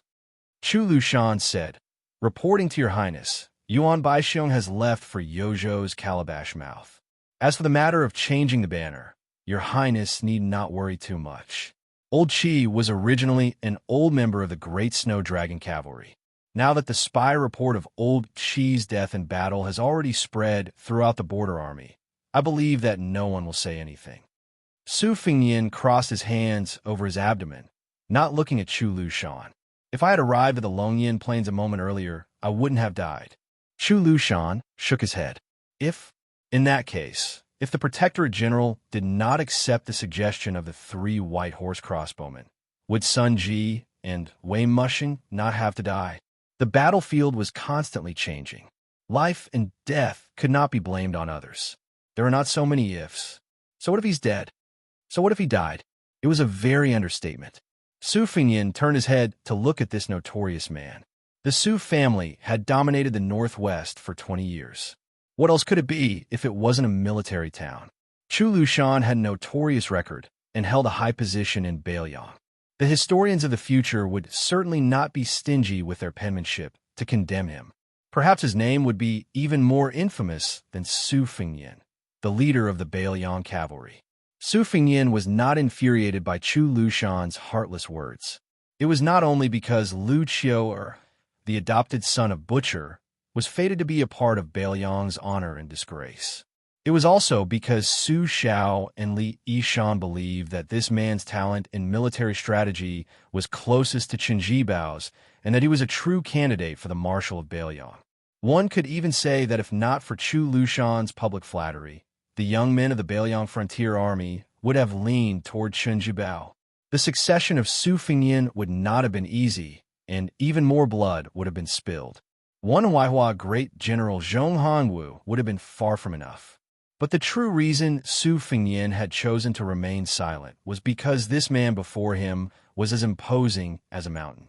He had once led his cavalry to conquer Shu, had once turned the tide in the First Battle of Beimang, and had even personally led his 8,000 Yelluo cavalry to stifle Dong Zhuo's plans. Thus, this man, surnamed Chu, who had spent nearly 30 years on the battlefield, had far more right to speak on the battlefield than Su Fengnian, even if Su Fengnian was a grandmaster of martial arts evaluation, even if Su Fengnian was the king of Beiliang. Chu Lushan clenched his fists and rested them on his knees. Parting in life and death, all good things must come to an end. Su Fengnian's lips twitched, a dazed look in his eyes, as if he was thinking about the 300,000 steels behind Mount Xingliang. There's no need to comfort me. I know that those names carved on these steels all have loved ones, just like Qi Danghua. So no matter who dies, there will be people who will grieve. It's not necessarily me, Su Fengnian, who grieves the most. Su Fengnian paused for a moment. But when I think about how I'll write so many couplets and so many spring characters, just like in previous years, but the person who asked me for them every year is no longer here. Even if I wanted to give them away, I wouldn't be able to, and my heart would feel a little empty. Su Fengnian raised his head. Before my second journey through the Jianghu, Su Xiao took me to the bottom of Tide Listening Pavilion and saw that there were many memorial tablets there. At the time, I didn't quite understand Su Xiao's feelings, but I do now. In truth, when Lu Jinu and Chu Hanqing of Huda City died, I somewhat understood. Chu Lushan quietly listened to the young lord's soliloquy without any expression. Su Fengnian got out of bed and staggered. Chu Lushan wanted to support him, but Su Fengnian smiled and waved his hand. Chu Lushan didn't insist. Chu Lushan led Su Fengnian to a secluded courtyard not far away and stepped into the inner room. When he saw the cypress coffin, Chu Lushan took a few steps closer and said with a smile, "We couldn't find the best Nanmu in Huayang Pass, so we could only let old Qi sleep with it. Fortunately, old Qi was never a particular person in his life. I still remember that in the Western Wall, this guy could sleep with corpses as pillows. We went to find him several times, but it didn't work. Later, when we got to the Northwest, Wang Fei had to help old Qi arrange the residences for the 6 of us. She was afraid that old Qi would find a house the size of sparrows nest to fool her.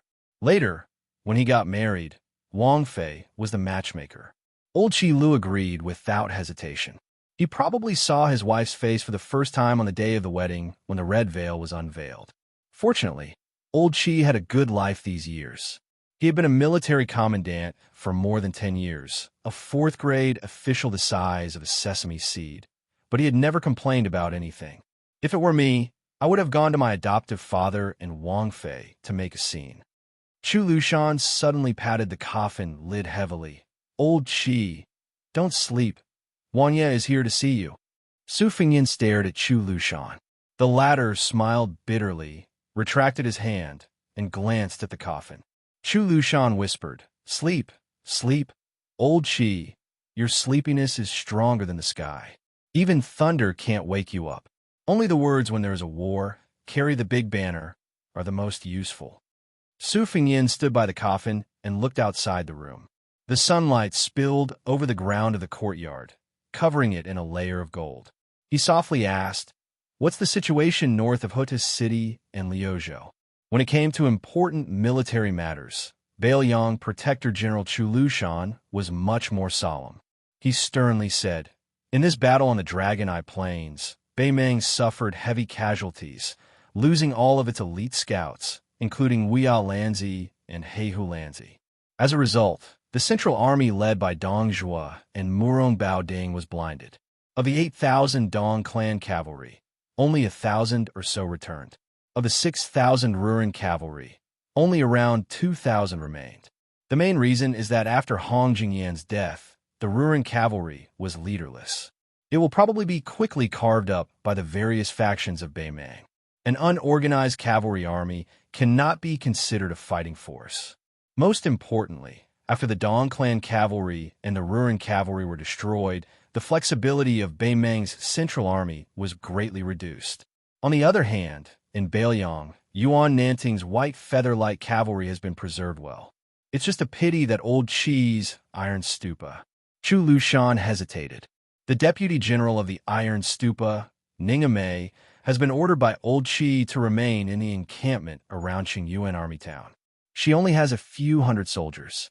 Even if we add in the remaining cavalry on the Longyan Plains, they only have 2,000 cavalry. With the war at hand, it is not suitable to transfer soldiers from Hezhonghu and Zhoukang's left and right cavalry. Otherwise, the two generals who have been suppressing their anger would really rebel. In this way, it will be very difficult for the Iron Stupa to fight alone in the Second War. This is not good news. After all, the Iron Stupa is a precious cavalry force. On the battlefield, 2,000 and 4,000 are not the same concepts. Chapter 1801. Seeing Su Fengyan's contemplative expression, Chu Lushan continued. According to current intelligence reports, Dong Zhuo and Murong Baoding have both chosen to bide their time. This is within reason. The anger of the old woman of Beimang is enough to make them suffer. As for Liuzhou, everything is going according to plan. The only variable is that the Deputy General of the Western Front, Zhong Tan, has gone missing. Huang Songpu's 170,000 or 180,000 elites of the Southern Court have chosen the same route as when Lu Gui attacked Qingsong City. Now, it all depends on whether or not Ko Zhenghuai's attack has the ability to make Huang Songpu lose his sense of propriety. Otherwise, if Huang Songpu smoothly advances all the way to Qingsong City, our chances of victory are not high. The Battle of Liuzhou can only be fought outside of Qingsong City. Su Fengyan suddenly said, I will have 800 white horse soldiers enter the Iron Stupa. Starting from me, I will have all fourth-rank generals and above send out a portion of their personal guards. I want the Iron Stupa to recover to 4,000 men within a month. Then, they will follow Yu Wandao's Yuzhou cavalry into the battlefield of Liuzhou. Chu Lushan paused. He crossed his fingers and placed them on his abdomen. Narrowing his eyes, he carefully considered the pros and cons. Su Fengyan walked to the door. Before Xie Shibian left Liangzhou, he made a suggestion to me. However, the risk is too great. Moreover, for all of Liangzhou's border army cavalry, it means a great number of casualties. Most importantly, this kind of loss may not be something that Beimang can bear. Chu Lushan asked curiously, Oh. Su Fengyan laughed self-deprecatingly. Fortunately, Xie Shibian also said that he would personally go to the border of Liuzhou and ask me to wait for a month. He also said that perhaps by then, he would overturn that suggestion himself. Chu Lushan laughed. Actually, when Your Highness made the decision to secretly send 10,000 Yuzhou cavalry into Liuzhou, you already approved of Xie Shibian's strategy of Liuzhou, right? Su Fengyan nodded. I think it's better to take a big gamble than to wait helplessly for Beimang to push forward. Chu Lushan leaned against the door and sighed inexplicably. To choose double walls, Ko Zhenghuai, Xie Shibian, and Yu Wandao, 3 young foreigners. Su Fengyan's face darkened. Isn't that too rash? Chu Lushan gave a vague answer. It's hard to say. Su Fengyan did not leave the courtyard. Instead, he sat on the doorstep. Chu Lushan looked a little embarrassed. He didn't know whether to sit or stand. After all, the threshold was only a small space. With his body size, he estimated that if he sat down, the young king would be squeezed out. So, he had to think of compromise. After crossing the threshold, he sat on the doorstep. Su Fengyan asked, Lu Qiu'er, if Xie Shibian really did what he said, would your group of Bailiang elders be angry? Chu Lushan, who had his back to the young vassal king, didn't answer the question. I remember that under Li Yishan's plan, the local forces in Bailiang were turned upside down and moved to what is now Liuzhou as a center. The Su family army finally took root in this strange land and gained a firm foothold. At that time, there was a celebratory feast on Mount Qingliang. At that time, His Highness looked at all the generals in the hall and drank until he was dead drunk. For some reason, he said something that didn't fit the occasion. The general idea was that if the Su family wanted to rule Bailiang for a long time, it wasn't enough to rely on war swords alone. Internally, they also needed to provide a stable life for the people under their jurisdiction. The Su family army couldn't be on horseback for the rest of their lives. After getting off the horse, in addition to enjoying life, they also needed to work hard to govern Bailiang. Chu Lushan raised his head to look at the blue sky. It was also from that time that many martial artists left the army, like Lin Dofeng and Hu Kuei. There were also many literati who flourished in the officialdom, like Li Gongda and Yin Jieshi. However, adoptive father was still worried in private. He felt that it was because his reputation was too bad that Bailiang had abducted scholars who couldn't come to study abroad. He felt that it would be very difficult for Wang Yi to inherit the position. At that time, he had probably just chatted with Teacher Li. For the first time, Wang Yi spoke of the scholarly principle that flowing water does not rot and the pivot does not decay. After he finished speaking, he deliberately looked at us foster sons with a straight face.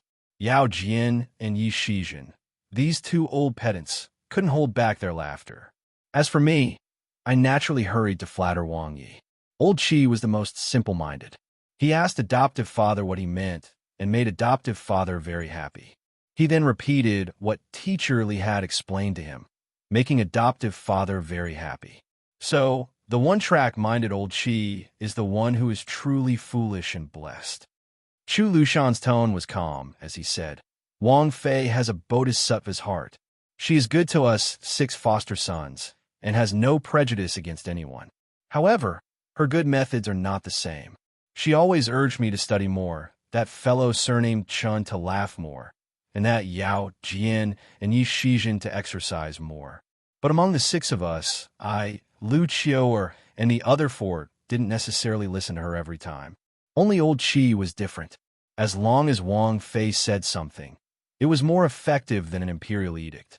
Sometimes, when he made a mistake, even though he knew that Wang Fei wouldn't blame him, he still felt uneasy. When Wang Fei passed away, the 6 of us were all pallbearers. It was very strange. Even a guy, surnamed Chun and Yuan Baixiong's eyes turned red. I even cried my eyes out. On the other hand, old Qi was expressionless. I asked why, and this fool said that his adoptive mother had gone to heaven to become an immortal, so he was not very sad. He just somewhat missed her. Su Fengyan smiled and said, so when I was young, every time I got into trouble, I would look for my sworn brother, Qi Danghua. As long as I got someone to pass a message to him, he would immediately bring his troops over. At that time, I didn't think too much about it. I just felt that this sworn brother was the most straightforward. Not only did he help me solve my troubles, he never nagged, never deliberately tried to reason with me. He was carefree and always looked fearless. I felt that even if the sky fell, he would help me hold it up. I remember that in my early years, in a remote county in Lingzhou, which was still called Fengzhou, Li Hamlin, Yin Qixi, and Kong Wuxi, the 4 of us had a conflict with a group of descendants who didn't know our identities. We were chased into a mess by the other party's private army. At that time, Qi Danghua happened to be patrolling with a few old generals near Fengzhou. When he heard the news, he immediately led 200 cavalry and charged over, tearing down the east sect of those families as firewood. That disturbance was very big, because Zhong Hanwu, who was the commander of the Northern Liang Cavalry, and a large group of generals from Lingzhou supported him, it caused Qi Danghua, who should have been promoted to Lingzhou's deputy general, to lose his future. After that, Su Xiao was very angry, because he didn't dare to get angry at me, the crown prince who was used to being lawless. He gave me a fierce beating. I felt sorry, so I secretly brought 2 jars of green ant wine to apologize with Yin Qixi. At that time, I knew that Qi Danghua would definitely lose his official position. Firstly, I didn't have the confidence to make Su Xiao change his mind. Secondly, at that time, who in the Northern Liang army was willing to listen to me? I couldn't rely on myself to give Qi Danghua a similar official position. I was already mentally prepared to see Qi Danghua drowning his sorrows in alcohol. I didn't expect that when I went to his house for the first time, his face was full of surprise. Chu Lushan shook his head. This time, he did not address him as prince. Little Nian, you are wrong. Su Fengyan was a little confused. Chu Lushan slowly said, I have a rough idea of the scene you're talking about. When old Qi saw you, it was not as if he had seen his adoptive father, but as if he was a farmer who thought he had no future. He suddenly saw his younger brother, who had been away from home for many years, return home. Moreover, he did not look down on his older brother, so he was very happy and proud. Su Fengnian was silent for a moment. He smiled bitterly and said, "At that time, I only knew how to indulge in wine and women. What future could I have?" Chu Lushan smiled and said, "Perhaps an old Qi's heart. You have always been promising. In this matter, not to mention Yuan Baixiong, even I, Lu Qiu'er, am not as good as him. Among the 6 people, only old Qi felt that you, His Royal Highness, was promising.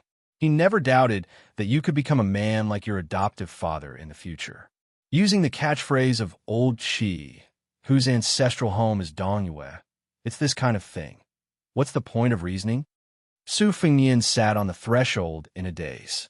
The Protector General of Bailiang had his back to the young lord, and the young lord had his back to the coffin. 2 living people and 1 dead person. Both of them were speechless. Chapter 1802. Su Fengnian suddenly stood up. Chu Lushan only noticed that something was wrong a little later. Su Fengnian said softly, "It's all right. Don't worry. Even if it's the worst-case scenario, I can still handle it." A graceful figure suddenly swept into the courtyard. It was a female bodhisattva with long black hair. She was the 6th jewel master of Mount Lantaw, the female immortal master who lured 100,000 souls out of Xianxia City. However, the current scene was a little shocking. This Western region Grandmaster's robe was stained with blood, and her face was pale. When she saw Su Fengnian and Chu Lushan, she said sadly, "There's a guy called Zhong Tan who brought the Beimang Emperor's imperial edict up Mount Lantaw. With the help of both the inside and outside, I was able to escape because both of you risked your lives. I believe that there will soon be an imperial edict issued to the thousands of monk soldiers in Liuzhou, asking them to return to Mount Lantaw. Su Fengnian, you better be prepared. Even if you manage to keep the monk soldiers in Liuzhou, I'm afraid you'll only leave behind a hidden danger." Su Fengnian and Chu Lushan looked at each other. Their hearts were heavy.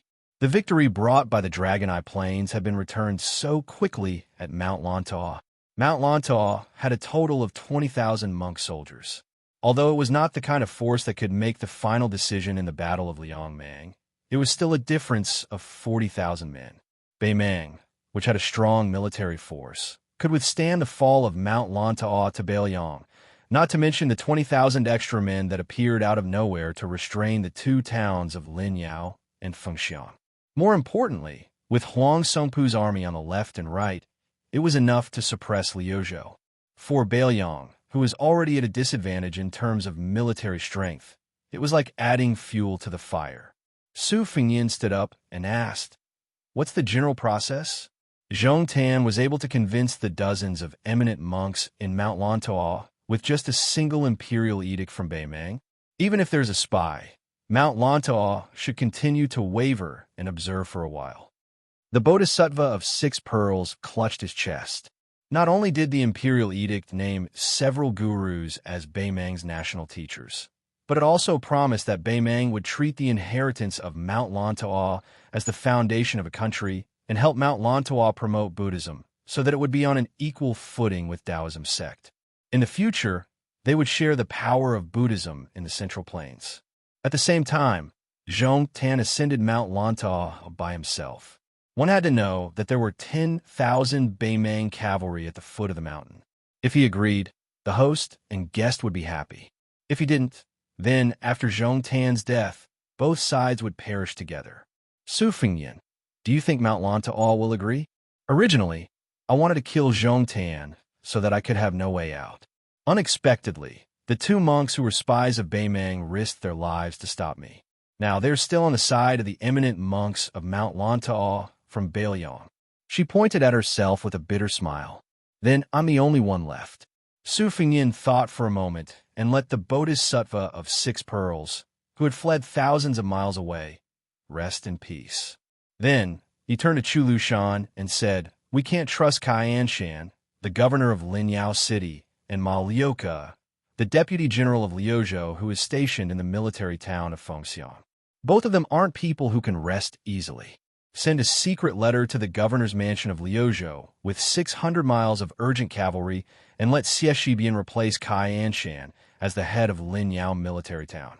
Although Malyoka has been taken over, his prestige among his former subordinates is still there.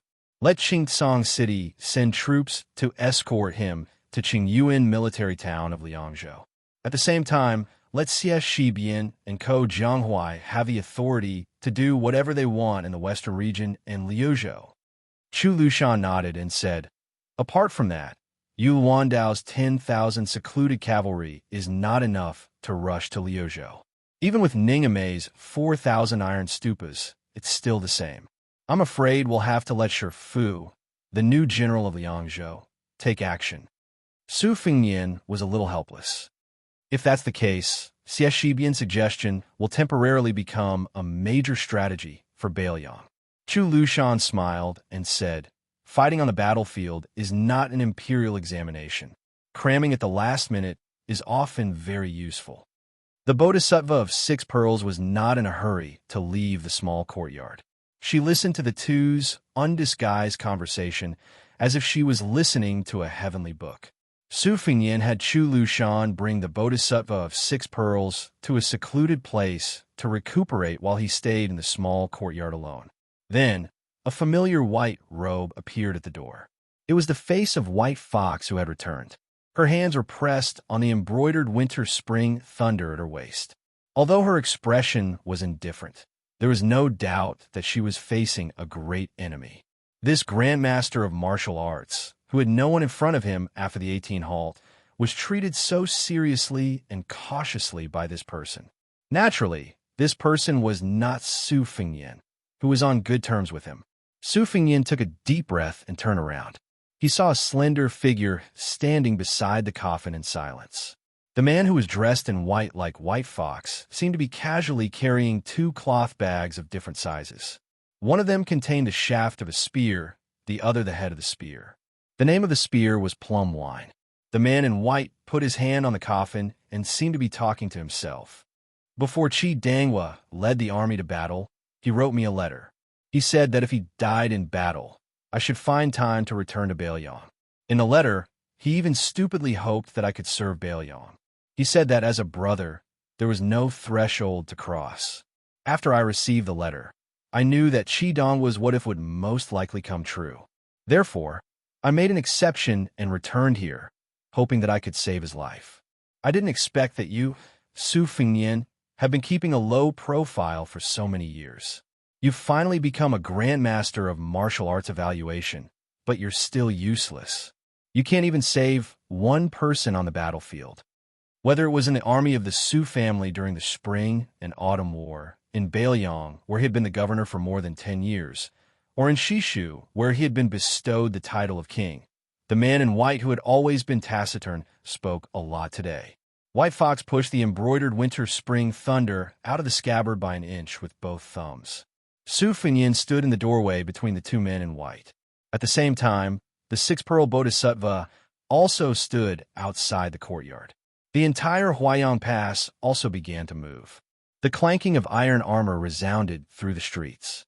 Chun Jibao, who had returned to Bailiang with the plum wine, turned around and asked directly, "Who killed Qi Dangwa?"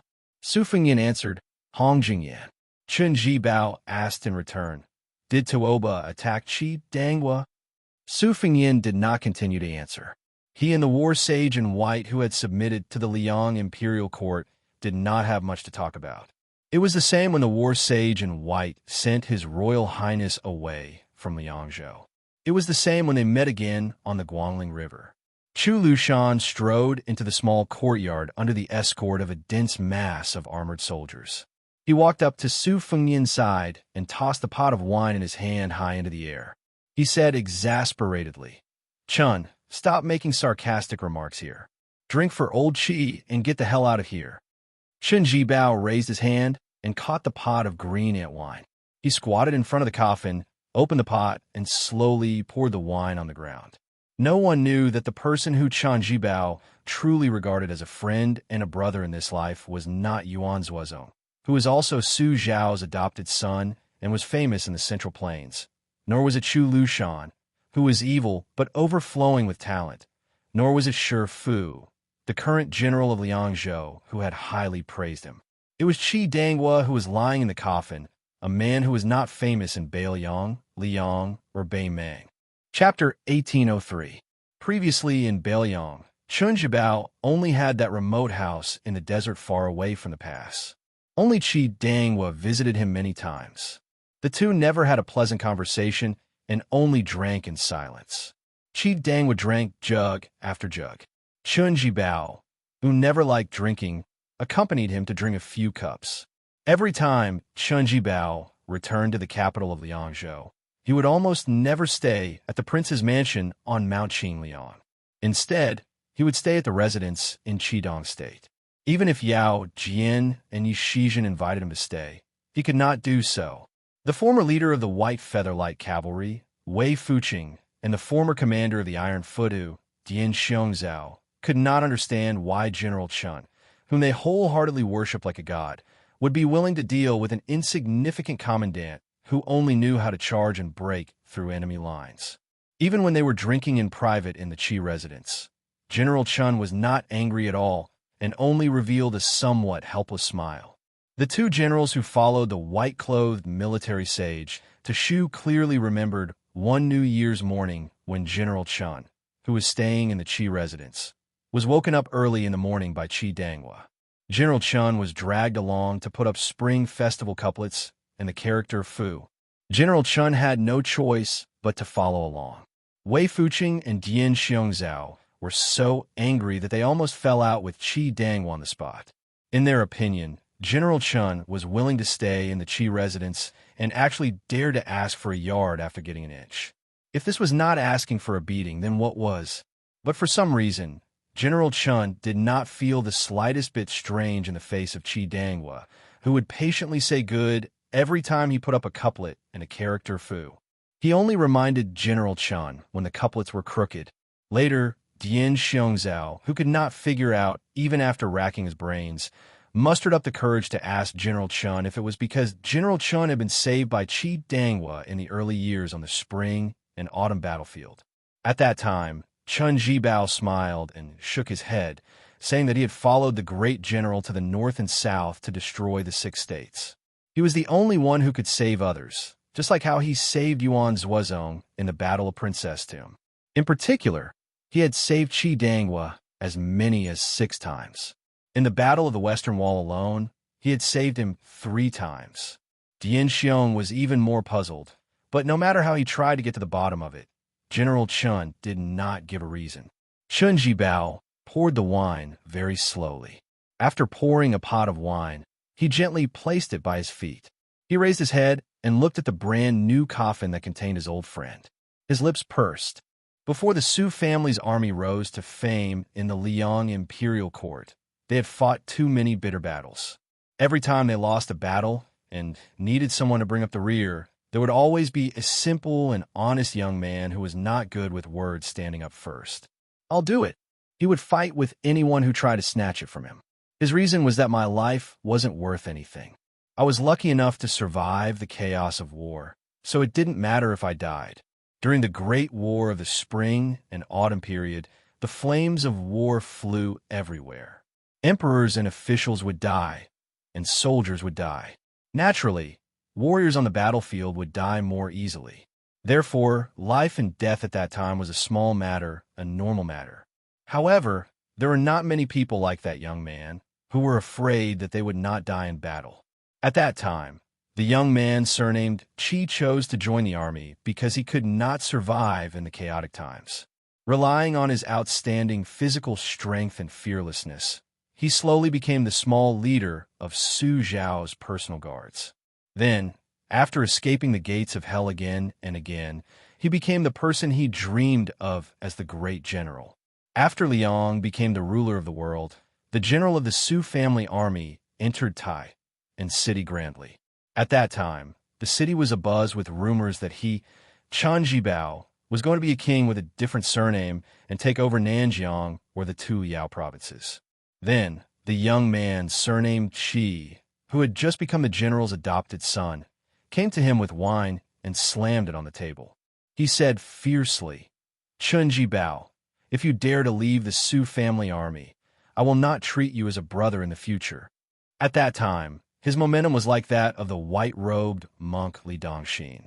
Chun Bao in Tian City didn't know whether to laugh or cry, but he also felt a strange sadness. This person, who looked fierce but was weak at heart, said fiercely. The meaning behind his words was that he, Qi Danghua, knew that he was not worthy of being treated as a brother. However, that was Chun Bao's business. In any case, he still treated him as a brother. At that time, Chun Bao had said unhappily, "Leave the wine and scram." Qi Danghua unconsciously said, "Oh." When he reached the door, he ran in front of him again. He opened the wine and said seriously, "Yes." When Chun Bao decided to leave Bailiang, he also brought a pot of wine to Qi Danghua. The latter seemed to sense something and smiled bitterly. He probably remembered the scene in the past. Qi Danghua asked, "Leave the wine. Can you also not leave?" Chun Bao shook his head. Qi Danghua sullenly finished drinking the wine. In the end, he said, "As long as you don't become enemies with Bailiang in the future, we are still brothers. However, if you can't do that, when the time comes, the first Bailiang person you kill with plum wine will definitely be me, Qi Danghua." This is not drunken nonsense. Chun Bao took out the letter from his bosom and clenched it in his palm. After he loosened his hand, it turned into powder and scattered everywhere. "I have received the letter. However, there are some things you said in the letter that I can't do." No matter how many people that tall and simple young man had killed on the battlefield and how many military achievements he had made, he did not have Chu Lushan's fierce and ambitious spirit, Yuan Zuozong's heroic spirit, Yao Jian's talent, or Yi Shizhen's pedantic spirit. He always had a rustic air about him.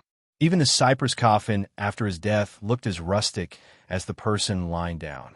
Chun Bao stood up. He did not turn his head. He sneered and said, "The 300,000 iron cavalry of Bailiang died. In the end, it was only to protect the safety of the Zhao family in Liang." "Su Fengyan, you are really amazing." Su Fengyan wanted to say something, but stopped. In the end, he did not refute anything. When Chun Bao turned around, he took off the long bag on his back and revealed the true appearance of the plum wine spear. The room was full of cold air. If I were in Northern Liang's shoes, there would be a day. Chun Bao's mouth curved into a mocking smile. He turned his eyes slightly and looked at Chu Lushan. He said calmly, "Chu Lushan, don't you want to be the leader of the civil officials? Do you want to be recognized as Wenjin? I will give it to you." Chun Bao's eyes looked past Chu Lushan and Su Fengyan. He could vaguely see the Bailiang armor through the courtyard door. Yin Wenwan, Yuan Zuozong, He Zhonghu, Chen Yunxue, these old members of the Bailiang Su family will all be conferred the title of king. Shifu, Hu Kuei, Han Laozhan, Ningamei, Dian Xiongzong, Wei Fuqing, these Bailiang generals will all be dukes.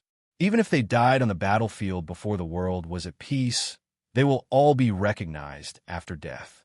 Chun Bao withdrew his eyes and finally looked at Su Fengyan. "What about you? How many things did you bring to the Bailiang cavalry?" "Only 300,000 stone steels." Chun Bao wiped away the cloth bag and held the plum wine spear in his hand. Chun Bao took out the small cloth bag and put the spearhead in it. "Although you killed Hong Jingyan, you and I both know that Qi Danghua died because of you. I don't care how many of Bailiang's 300,000 cavalry died, but Qi Danghua died. I have to settle accounts with you, the rightful king of Bailiang." Su Fengyan looked at the white-clothed war sage who came to denounce him. "Chu Lushan, take everyone and leave Huayang Pass. Take the six-pearl Bodhisattva with you." The six-pearl Bodhisattva hesitated for a moment and did not insist on staying. White Fox, who was standing at the gate of the courtyard, frowned. "I'll stay, but I won't get involved." Su Fengyan shook his head. "You go too. There's no room for discussion." The king of Shu, who held the plum wine in his hand, was indifferent. He allowed Chu Lushan to leave the courtyard with an ashen face. Then, the Bodhisattva of Six Pearls took a deep look at Chun Bao's white fox face. Chun Bao, who didn't immediately take action, seemed to be waiting for Chu Lushan to leave Huayang Pass with the troops. He asked with a smile, "About half an hour later, you will die. Do you have any last words?" Su Fengyan began to close his eyes to rest, waiting for the last Bailiang frontier army to leave Huayang Pass. Chen Jibao didn't speak anymore, letting the king in front of him adjust his qi. He narrowed his eyes and thought far away. The young King Liang was still wearing the boots with the badly worn soles. King of Shu, who had come all the way from Guangling Road to Liangzhou Pass, was not much better. There was a prophecy that was passed down in the imperial court. Bailiang in western Shu was like a rat eating grain, and the flood dragon in white was killed. Chapter 1804. Half an hour later, the thousands of soldiers in the Huayang Pass had all retreated from the Huayang Pass. It was enough to show the order of the Bailiang Frontier Army and Chen Jibao's insight into military affairs. White Fox was the last to leave the city with Chu Lushan. Suddenly, she turned her horse around and pulled out the embroidered winter and spring thunder sabers hanging from her waist. She threw them high into the air and into the city. In a small courtyard, Su Fengyan walked down steps. Chen Jibao slowly walked out of the house where the coffin was placed. Standing on the steps, the tip of the plum wine spear in his hand turned from green to purple in an instant. In the face of Su Fengyan, a martial arts grandmaster who was almost at the top of the martial arts world, even if he was seriously injured, no matter how arrogant Chen Jibao, who now had the luck of Shishu, was, he still would not underestimate him. Chen Jibao casually thrust his spear forward. For some reason, it did not have the majestic aura that could swallow mountains and rivers that ordinary people imagined. The plum wine, overflowing with purple qi, pierced through Su Fengyan's chest. Chen Jibao's wrist trembled slightly, and the originally taut spear body suddenly bent like a bow, shooting towards Su Fengyan's chest. This was the art character of the spear Immortal King embroidery forward formula. Su Fengyan's hand lightly pushed against the arc of the spear body, and the plum wine was not pushed out. Instead, in an instant, it exploded with a shattering force that was like a bolt of heavenly lightning striking down on the mortal world. Su Fengyan's open palm turned into a bent finger, and his figure slowly retreated. He leisurely strolled in the courtyard and pointed his finger, enlightening the hidden force of the spear Immortal King embroidery, one by one. Suddenly, Su Fengyan's body seemed to be hit by a heavy hammer. His feet did not leave the ground and slid backward. He finally stopped at the moment when he was about to lean against the high wall of the small courtyard. Perhaps the back of his clothes was only a thin line away from the wall. Su Fengyan swallowed a mouthful of blood and gently waved his sleeves, forcibly suppressing the turbulent qi inside his body. After suffering a moderate loss, Su Fengyan gently exhaled a mouthful of turbid qi. He looked at the king of Shu in white, who did not take advantage of the victory to pursue after the spear strike. It was very strange. This person's qi flow was not outstanding, only 500 or 600 li. Not to mention that he could not compare with Chao Chongqing, Dong Tai, and the others who could easily reach 700 or 800 li. Not to mention that Li Chungang had broken through 2,600 armor with one sword strike during the battle at the Guangling River, crossing the 1,000 li distance that Ancestor Lu praised as the threshold of the celestial being. In terms of qi flow, perhaps Chen Jibao could not compare with Xianyuan Qingfeng, who was like the sun in the midday sky in the Central Plains. Since ancient times, the way of the sword had been a battle of will and power. It was the same for the martial arts in the world. However, no one could deny the importance of continuous qi flow. It was almost the foundation of a martial artist in the Jianghu. However, even though Chen Jibao's qi flow was not outstanding, he was still able to integrate Wang Xiu's forwards formula into his spear strike. It seemed that he had only used 30 to 40% of his strength, yet he was able to display a very elegant and relaxed style. Chen Jibao, who had gained the upper hand in one move, said indifferently, "This spear strike is for the 300,000 cavalrymen of Bailiang. Those Bailiang frontier army whose names have been engraved on the stone tablet should not have died so sullenly." Su Fengnian did not engage in any argument with Chen Jibao. He slowly gathered his strength. In a previous battle at Guangling River, Su Fengnian had already experienced Chen Jibao's plum wine. Moreover, the great grandmaster of spring and autumn, Wang Xiao, who had taught Chen Jibao his spear techniques, was originally from Beiliang. Furthermore, his two junior brothers, Su Yambing and Han Laozhan, had served the Su family for many years. Logically speaking, Su Fengnian should be in a favorable position. Moreover, he was already well-versed in the various martial arts in the world. Even if Wang Xiao's spear technique could not be said to have reached the pinnacle, he should still have a deep understanding of its essence. However, once he faced Chen Jibao's elusive plum wine, he always had an inexplicable feeling that he was powerless.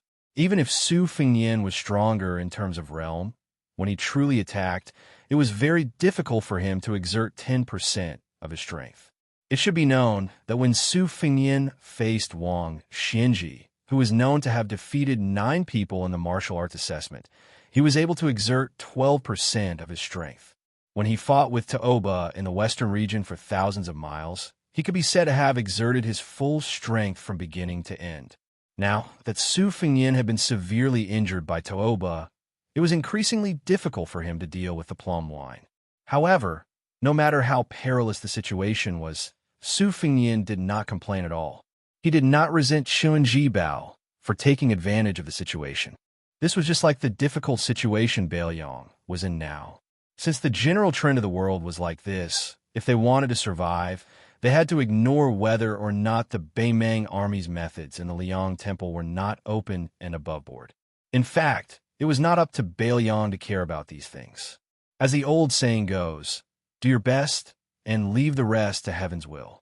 Su Fengnian had always firmly believed that whether he listened to heaven's will or not, or whether heaven's will was good or bad, was secondary. What he had to do was to do his best and never give up before he felt that he had done his best. At this time, the embroidered winter and spring thunder sabers fell into a small courtyard outside Huaiyang Pass. Su Fengnian did not move, allowing the sabers to stick into the courtyard. Chen Jibao did not stop the 2 famous sabers from falling either. Only the tip of his spear trembled slightly, and the purple clouds swayed slightly. It was not that Su Fengnian did not want to take on the embroidered winter and spring thunder sabers, but he could not. Chen Jibao made his move again, sweeping to a place about a spear's distance away from Su Fengnian, who was standing in the corner. However, in the next moment, although Su Fengnian did not move at all, Chen Jibao's swift and violent spear pierced into Su Fengnian's left side a few steps away. The plum wine was lightly pressed against the wall and did not touch it until it reached a certain point. Su Fengnian's clothes were cut horizontally across his chest, and blood gradually seeped out. Su Fengnian frowned. Chen Jibao's spear was very fast. It was originally a straight thrust, but it was not so fast that Su Fengnian could not dodge it. Therefore, Su Fengnian only took 3 steps forward, but the tip of the plum wine spear appeared in front of his chest in an instant. Therefore, when Su Fengnian returned to his original position, his clothes were still cut by the not-so-sharp tip of the spear. Chen Jibao slowly withdrew the plum wine. The secluded courtyard's door was not closed, and a gentle breeze brushed past his face. There was a jujube tree in the corner of the courtyard, and it was laden with fruits. Jujubes alternating between green and red hung from its branches. Whenever the autumn wind arrived in the northwest, almost every family in Beiliang would buy and eat jujubes. Even the physically weak children could easily shake them. Some married women who had not yet given birth, according to custom, would even stand under the jujube tree and have a younger generation of their family pick the slender branches of the jujube tree. They would shake them vigorously and let the red jujubes fall on their heads, symbolizing the early birth of a child. On that unremarkable jujube tree, a jujube suddenly silently left the branch, bumping into the branches and other jujubes below and then falling to the ground. Su Fengnian made an unimaginable movement. His hands were inserted into his sleeves, and he adopted a posture as if he was waiting for death. His face was somewhat pale as he looked at Chen Jibao. After the jujube tree, which was even more unremarkable than the jujube tree, gently fell to the ground, it actually exploded with a bang. The plum wine in Chen Jibao's hand seemed as if it had been struck by an invisible flying sword. Thunder fell on the mortal world and reverberated in the heavens. This was the divine intent of Gu Jiantong's ultimate skill, the Thunder Core. However, the wrist that controlled all things to become a flying sword, and the realm where the heart and the sword moved was the root of the Wu family sword path. After the first jujube left the branch and fell to the ground, the jujubes suddenly fell like rain, one after another rapidly falling to the ground. Some exploded with a dull sound, while others fell to the ground quietly. Circle after circle of ripples of varying heights surged out from Chen Jibao's surroundings, and it was like countless pebbles were smashed onto a calm lake. The profound scene was like lotus flowers blooming out of thin air on a piece of snow-white paper under the hand of an immortal. Chen Jibao closed his eyes and held the plum wine tightly. Even if the ripples were 3 feet above his head, he still did not dodge, let alone use his spear to break the stalemate. A ring of ripples spread slightly in the air, just an inch above his shoulder. Chen Jibao was waiting, patiently waiting for Su Fengnian's killer move, waiting for the moment when Su Fengnian had the intention to kill. As for the seemingly mysterious ripples, they were nothing but a smokescreen. For Chen Jibao's plum wine, there was no such thing as a flawless first move in the world. He was confident that he could defeat Dong Tai, who was said to be unparalleled in the world, with one spear strike. Therefore, no matter who he was fighting, he was in an invincible position, let alone this young vassal king who was at the end of his rope. Some of the ripples carelessly swayed far away from Chen Jibao. When all the jujubes fell to the ground, Su Fengnian's sleeves moved slightly, and small and exquisite flying swords quietly hovered in front of him. At the same time, the ripples that had disappeared around Chen Jibao reappeared, large and small, high and low. Each of the ripples produced a swaying, snow-white lotus flower. A small courtyard seemed to be full of lotus flowers, and there was a faint tinkling sound. This was the lightning pool of Great Peace City's gatekeeper Lu Haoshi and the great yellow court of Wudong's sect master Wang Zhongluo. The lightning pool was full of lotus flowers. In desperate straits, life was full of vitality. Chapter 1805. Chen Jibao slowly opened his eyes, as if he had sensed the strange phenomenon in the small courtyard. He did not have the slightest awareness that he was in a dangerous situation. Instead, he leisurely looked around carefully. The pond was filled with lotus flowers, swaying gracefully. These lotus flowers should be the materialization of Su Fengnian's spiritual will. The young vassal king who had once inherited Gao Shulu's celestial physique needed to use this kind of celestial method that did not require the use of qi to face the enemy. It seemed that the battle at the Dragon Eye Plains had indeed damaged his foundation. Chen Jibao's line of sight looked past the lotus flowers in front of him and saw the 9 pocket-sized flying swords hovering in front of Su Fengnian.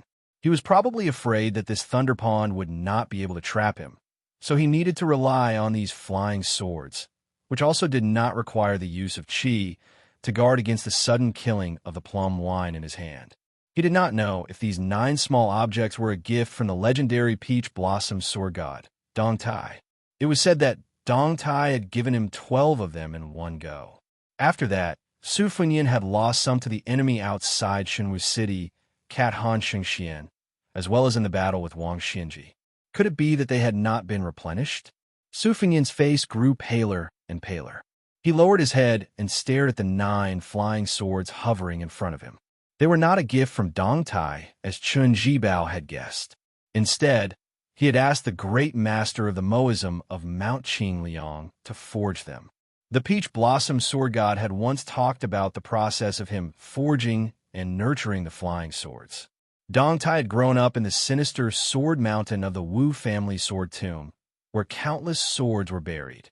The first ancient sword he had pulled out was Tai. However, it had long decayed and broke as soon as it was pulled out. Dong Tai still used the sword's name as his name. After that, he successively found 11 swords that had a mysterious resonance with him. Because he hated the Wu family that had abandoned him and left him to fend for himself on the Sword Mountain, Dong Tai did not bring any of the ancient swords out of the tomb. After he left the sword tomb empty-handed, he only took 12 sword wills and finally forged 12 flying swords that were stored in a small box. They were respectively Xianxia, childhood sweetheart, morning dew, spring water, peach blossom, moth May, vermilion bird, huang tong, and golden thread Tai. Su Fengnian had returned to Beiliang after the battle with the imperial astronomer and forged 9 swords according to this method. Fengdu, old flood dragon. These 2 swords were a pair. One was reminiscent of Fengdu's green Pao air, and the other was the old man wearing a sheepskin fur coat who had once said on the river, "The only sword in my life, where there are flood dragons, slay flood dragons." Moose Fish. The first time he heard of this name, it was the state scholar teacher from Tide Listening Pavilion who said that Su Fengnian was a kind of bookworm. According to legend, it liked to live among piles of old books. Water Spirit. It was because before Su Fengnian forged the swords, he thought of the huge turtle at the Spring God Lake who had lived for an unknown number of years. Beautiful Beard. Liang Imperial Court once had a tailor. He had a purple beard and blue eyes. In his later years, his integrity was not guaranteed. Although he was Beiliang's great enemy, from Su Xiao to Li Yishan to Su Fengnian, they all respected him from the bottom of their hearts. Childish interest. He still remembered the first time he went to Beimang and passed by the Tuma Pass at the border of Yuzhou. There was a child who longed for the Jianghu, who plucked up his courage and reached out to him, saying that he wanted to touch Su Fengnian's saber. Wild Fox. Once, he chatted with Zhu Zisu Beiji. This strategist had once teased him that the new prince of Liang cultivated the wild fox Diana, which was not orthodox and would inevitably be plagued with misfortune. Mutton Fat. It was because Su Fengnian thought of the servant girl in Wutongyan who liked to put on scarlet rouge. He didn't know if she was doing well in Dunhuang. He also didn't know if Hu Yin Daguan would be able to persuade her to return to Beimang and bring her home this time after entering Beiliang's hinterland. Yishun. A dead tree is fragrant. What about a dead person? Su Fengnian had been to many places, met many people, and seen many sceneries. But in the end, he still liked the barren and cold Beiliang the most. He liked this place where every family once wore white clothes. Fengdu Yishun, Moose Fish, Water Spirit, Old Jiao, Beautiful Beard, Childish Interest, Wild Fox, and Mutton Fat. Not only did Su Fengnian give these 9 flying swords a divine will, they also contained the spirit in the depths of Su Fengnian's heart. Chun Jibao narrowed his eyes as he looked at the 9 pocket-sized flying swords with different divine wills. It was like he was looking at the life of this young vassal king. In reality, Chun Jibao had already looked on coldly like this for more than 20 years. When he first saw Su Fengnian, Chun Jibao was just a youth who had just entered the Manjia battalion. He wasn't even 14 years old. At that time, his dream was to one day be able to wear armor and ride horses under the heavens with a long spear in hand. Wei carefully took the child lying in swaddling clothes from Wang Fei's hands and looked at that young and tender face. Chun Jibao smiled very happily. His son, Su Xiao, had helped the Zhao family of Liang establish the Central Plains. The white-clothed war saint, whose name had spread throughout the capital, had given up the title of king and had silently followed the Su family army to Beiliang. Especially after Wang Fei's death, this man had become even more taciturn, neither too far nor too close. Looking at the young heir surnamed Su, who had abandoned all restraint in Wutongyan and idled about outside Qingliang Mountain, the young heir's carefree and unfettered manner, compared to the smoke of the wars of the spring and autumn period. That young man's reputation was too disreputable, while the old soldiers of the Su family died too nameless. There was a stark contrast. Chun Jibao naturally did not have the slightest favorable impression of such a young man. But to say that Chun Jibao had long harbored killing intent towards Su Fengnian, or to say that he harbored thoughts of rebellion against Beiliang, he had overestimated Su Fengnian and underestimated Chun Jibao. This was because Chun Jibao had never regarded Su Fengnian as a worthy opponent. In the past, his only opponent in Jianghu was the spear immortal Wuxia, and on the battlefield, there was only the spring and autumn period weapon Yi Bai Kuei. Chun Jibao suddenly thrust his spear like a dragon, thrusting his spear towards Su Fengnian, who had a courtyard full of lotus flowers and 9 flying swords lined up in front of him. His momentum was like the Guangling River flowing into the sea. Wherever the spear passed, the lotus flowers, created by Su Fengnian's spiritual will, shattered. Su Fengnian's body did not move at all. He only raised one hand, his index finger gently spinning. 9 flying swords flashed and disappeared, drawing 9 slender trajectories in the air. The 9 collisions between the flying swords and the spear were crisp and pleasing to the ear, like the sound of wind chimes under the eaves of a pond of lotus flowers in a house. Although the flying swords were small, their strength was enormous, their momentum heavy, so much so that Chun Jibao's plum wine deviated from its straight trajectory several times before it approached Su Fengnian's throat. At the critical moment, when the spear was about to pierce Su Fengnian's throat, he tilted his head and bent his knees slightly. The tip of the plum wine spear scraped a bloody groove on the left side of his neck. Leaning forward slightly, Su Fengnian seemed to have picked up the plum wine on his shoulder and then suddenly charged forward. Chun Jibao's wrist trembled, and the plum wine pressed down. Su Fengnian's shoulder made a loud bang, but his forward momentum did not stagnate in the slightest. Chun Jibao's wrist swayed slightly to the right, and the plum wine that smashed into Su Fengnian's shoulder seemed to have the power to sweep away an army of 1,000 soldiers. Su Fengnian, who continued to charge forward, fell to the right, but did not fall, just in time to avoid the plum wine that was trying to cut off his head. All of this happened in the blink of an eye. The difference of a hair's breadth was the difference between life and death. Su Fengnian raised his elbow to block the plum wine, preventing the spear from changing its move. Then he sent a palm strike toward Chun Jibao, who had left a large gap in front of him. Chun Jibao looked as if Su Fengnian was about to close in on him, but he didn't withdraw his spear or retreat, nor did he intend to use the plum wine to change his moves. He directly exchanged a punch and a palm with Su Fengnian. Chapter 1806. Su Fengnian's palm struck Chun Jibao's forehead, while Chun Jibao's fist smashed into Su Fengnian's forehead between his eyebrows. Both of their bodies swayed, trying their best to stabilize their bodies. Neither of them was willing to take even half a step back.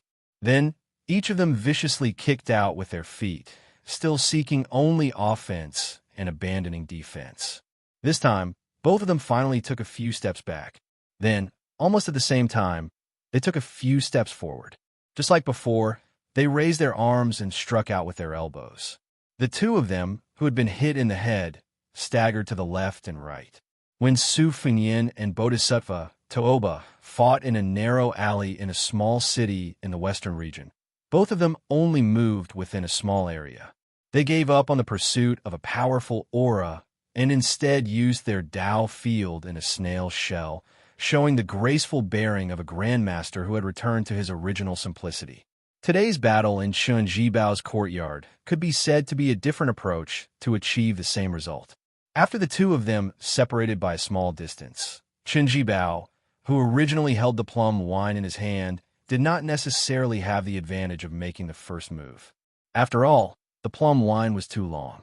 It was just that Chun Jibao, whose spear technique had reached perfection, suddenly grasped the air in his palm, causing the spear to slide backwards. After grasping the plum wine tightly in his hand, it became like a 3-foot-long sword that was at the perfect distance to meet the enemy. As a result, the plum wine spear tip struck Su Fengnian's palm earlier. Even though the plum wine spear tip was unusually blunt, when it struck Su Fengnian's chest, it immediately sent the pale-faced Su Fengnian flying backwards. Chun Jibao, who had succeeded in one strike, frowned for some reason. As his body slid backwards, Su Fengnian spread out his arms. His 9 fingers were spread out, leaving only one finger bent. Su Fengnian's 9 fingers separately guided the 9 flying swords that had once again appeared in the air. Under the guidance of the 9 swords, not only did the momentum of his retreat abruptly stop, but it also immediately followed up with a forward momentum as fast as lightning. Su Fengyin leaped high into the air and pressed down with his finger. All of the slightly swaying qi lotuses in the small courtyard dissipated, and the divine wolf from all directions gathered on his finger. Li Chungang had once wielded his sword on a muddy path in the rain. Immortal One sword knelt down. Chun Jibao raised his plum wine spear in front of him. The plum wine was flicked by a finger, and the spear bent in an exaggerated arc. The tip of the arc heavily smashed onto Chun Jibao's forehead. The king of Shu was knocked back until his back was pressed against the wall. Only then was he able to stop himself. After Su Fengyin's feet landed on the ground, he said calmly, "I'll return the slap you gave me on behalf of Beiliang's 300,000 cavalrymen." Chun Jibao forcibly swallowed the blood that was about to gush out of his throat. He tightened his grip on the spear, and only then did the plum wine in his hand stop shaking violently. Chun Jibao twitched the corner of his mouth and looked around. The coffin in the house, the jujube tree in the corner, the scattered dates on the ground, and the 2 embroidered winter-spring thunders that had never been used. Finally, he looked at the young king who had just suffered one disaster after another. Chun Jibao slowly took off the spearhead and walked into the house. He put the plum wine back into the cloth bag and carried it on his back. He walked straight to the door of the courtyard. Just as he was about to step out of the threshold, he stopped, turned his back to Su Fengyin, and sneered, "You don't even dare to rebel. How can you be the king of Beiliang?" Su Fengyin asked back, "Do you know why Su Xiao doesn't want you to be the king of Beiliang?" Chun Jibao took a step out of the courtyard and left behind a strange sentence. "We both know that this matter has nothing to do with you." Su Fengyin stood where he was and did not stop Chun Jibao from leaving.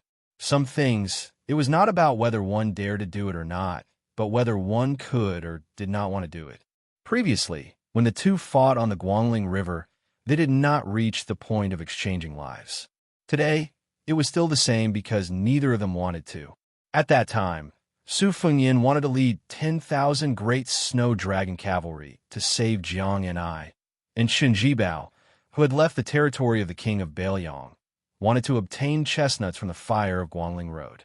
Now, it was Su Fengyin who wanted to lead the Beiliang cavalry to block the 1 million troops of Beimang, and Chun Jibao was most likely a tiger that had left the deep mountains and had truly begun to aspire to rule the world. Chun Jibao slowly walked on the empty streets of Huayang Pass. After walking out of the city gate, he did not look at the thousands of elite cavalry outside the city with complicated expressions. He only said to the white face that had entered the city with him, "Do you want to come with me to Guangling Road, or do you want to stay in Beiliang?" Although Xie Guining is dead, no matter what his original intentions were, after all, he had helped me capture a bowl of Shu Jiao. Because of his kindness, I will return what I owe him to you. The white face nodded. "It just so happens that I want to go back to my hometown. It's on the way with you." Both of them were dressed in white, and were the most romantic people in the world. Chu Lushan hesitated for a moment, but still asked the cavalry under his command to leave 2 Beiliang war horses for them. Chun Jibao did not refuse. Chu Lushan looked at the former Beiliang governor who had mounted the horse and said angrily, "Surnamed Chun, the next time you come to Beiliang to stir up trouble, you won't get such treatment." Chun Jibao, who was carrying 2 cloth bags on his back, did not pay attention to the fat man's threat and urged his horse to leave. The 2 horses went further and further away. The white face suddenly asked, "Chun Jibao, what are you thinking? Why is there only murderous intent, but no murderous intent? If not for this, I would have stopped you from entering Huayang Pass." Chun Jibao remained silent. The white face suddenly turned the horse's head and said self-mockingly, "I almost forgot. Wait for a moment, I'll go get my sabers." Chun Jibao rode slowly for a while, and then gently pulled the reins. He looked back at Huayang Pass, or rather, at the desolate Beiliang Pass in the distance, and said to himself, "There are some things that Su Fengyin can't do." Chun Jibao did not say anything, but kept it in his heart. But there are also some things that Chun Jibao can't do. Chun Jibao looked at the sky and the corners of his mouth curled up. For the first time, he smiled knowingly. Perhaps it was not only friends who could have a tacit understanding and treat each other with sincerity, but also enemies. Although Chen Jibao had scolded and ridiculed Su Fengyan when he saw him this time, in the final analysis, Chen Jibao had no murderous intent because the young man had a clear bottom line that Chen Jibao was well aware of. It was not that Chen Jibao couldn't understand Su Fengyan's inner thoughts and the words that had never been spoken. How can I not want the 300,000 cavalrymen of Bailiang and the millions of people of Bailiang not to die? How can I not want all the civil and military officials of Bailiang to be beautiful? I don't want the Bailiang cavalry to die a worthy death. I just want everyone to live. I hope the world is peaceful. I hope that Bailiang will be as peaceful as the Central Plains. 20 years, 100 years. How can I not hope that no name will be carved on the steels of Mount Qingliang? Chen Jibao collected his thoughts and felt a little pity for Su Fengyan. As expected of his son, as expected of Li Yishan's chosen disciple, he has never been truly happy in his life. Chen Jibao sighed for no reason. He had come to Bailiang this time to save Qi Danghua. He also wanted to go to a certain place in Mount Qingliang to pay respects to the woman he had always regarded as his own mother. Chen Jibao smiled. My surname is not Su. My name is Jibao. When White Fox Face returned to the small courtyard, it happened to see the lonely young vassal king sitting on the steps. He had a pair of sabers by his side and a handful of dates that were half green and half red in his robe. He was whistling melodiously. When he saw it, he smiled and nodded. Chapter 1807. An emergency military meeting was held in Huaiyang Pass. In addition to the commander of the Bailiang cavalry, Yuan Zuozong, Yin Wenwan, He Zhonghu, Chen Yinshui, Great Ancestor Gu, and Zhou Kong, these 5 generals were the highest official positions in the border army, as well as the governor Chu Lushan, the deputy generals of the left and right cavalry outside Liangzhou Pass, Liangzhou General Shi Fu and Yuzhou General Huang Fuxi, the main generals of the 4 military towns of Fuling, Luya, Zhongzhong, Qingyuan, and captains with real power. Like Huang Laifu, more than 30 generals of Bailiang attended the meeting together. If the Empress of Beimang calculated the military merit by the number of people killed, whoever could break through this pass at this time would be a great military merit. Su Fengyan, who rarely directly meddled in the border affairs, called everyone together this time and proposed a bold strategy, which was far more radical than the previous established strategy. It was not as simple as Yuzhou infantry leaned to the west and Lingzhou cavalry leaned to the north, but he wanted to treat Liuzhou as the key battlefield that would determine the outcome of the Second Battle of Liangmang. Its status was even vaguely higher than that of the unbuilt Jibei city and the entire outside Liangzhou Pass. He Zhonghu and Chen Yinshui, the 2 deputy generals, both opposed the idea. Jean Partridge Zhou Kong, who was a little junior in terms of seniority, clearly agreed with the young lord's idea. Yin Wenwan and Great Ancestor Gu did not express their opinions because it was too risky. Their king of Bailiang actually made it clear that he wanted to have a vigorous battle with Beimang. If you use a large number of troops to attack outside Liangzhou Pass, then I will destroy your Beimang southern dynasty.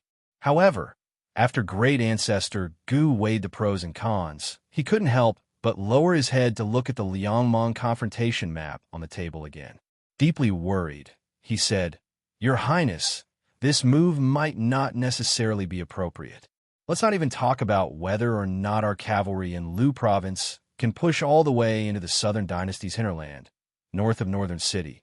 Even if Luya and Fuling Grave have Yozhou's infantry helping to defend the city, in terms of military strength, we are clearly still at an absolute disadvantage. This type of disadvantage isn't something a few city walls can make up for. Once Yu Wandao and Ningame lead their troops west, the disparity in military strength will become even more exaggerated. It isn't that we can't lose Huaiyang Pass, these mountain passes and cities, but I fear that if we lose them too quickly, it will cause Generals He and Zhou's cavalry to lose their support. A slight move in one part will affect the entire body. In a hurry, How can Northern Mang's main army be able to stop Northern Mang's main force by just hanging a lone northern city outside the pass?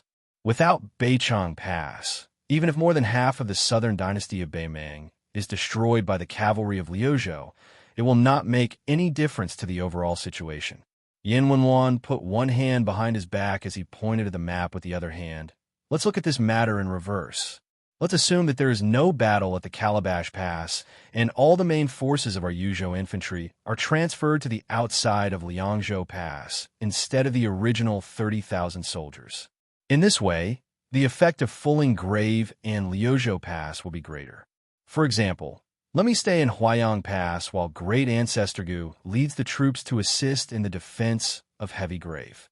Chen Yinshui chooses to connect with Qing Yuan army in Liuzhou province.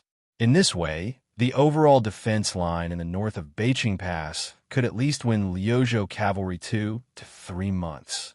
Before the two deputy commanders of the infantry under Yan Wenwan spoke, He Zhong, the general of the left cavalry, hurriedly said, "No, absolutely not. Everyone here is on the same side, so there are some things that everyone understands even if I don't say them out loud. To the north of Northern Mang City, Huayang Pass is already destined to fall, let alone the several towns of Liuya and Lingling. Could it be that the three of you want to give the Northern Mang barbarians 3 chances of becoming vassal kings for nothing?" Speaking of this, He Zhong suddenly hesitated as he looked at Su Fengnian and Chu Lushan who were standing side by side. "Lord, it's not that I," He Zhong looked down on those young generals of Liuzhou province. "In fact, I admire Ko Jianghuai, Xie Shibian, Chao Wei, and Yu Wandao who are known as the twin walls of West Chu. In the future, I might not even be qualified to carry their shoes. However, we can't afford to make any mistakes in the upcoming war. Those barbarians of Beimang, Dong Zhua, and Huang Songpu can make some mistakes, but we of Beiliang can't make any mistakes. After all, those young men are too young. Moreover, Liuzhou originally had the experienced and prudent Huang Songpu. Now that Lantau Mountain has changed sides, there aren't many cavalry in Liuzhou. Moreover, other than the Longxiang army, which can be considered to be from the main camp, the rest of the cavalry were formed not long ago. Between them, there isn't a tacit understanding that can only be cultivated through battle after battle. If there's a mistake in any part, won't we lose the whole game?" Zhou Kong frowned and suggested with a lack of confidence, "If old General He is worried that Liuzhou doesn't have a backbone, why don't we let Commander Yuan take charge of the situation?" Chu Lushan shook his head and said, "Yuan's Wazong is indispensable to the cavalry battle outside of Liangzhou Pass. We need a cavalry general. He must be able to use the cavalry to the level of distant water can quench a nearby thirst. This kind of thing, in Beiliang, only Yuan's Wazong can do. Even I, Chu Lushan, can't do it. Therefore, most of the young cavalry generals in Liuzhou have to fight for themselves. It's been like this from the beginning to the end.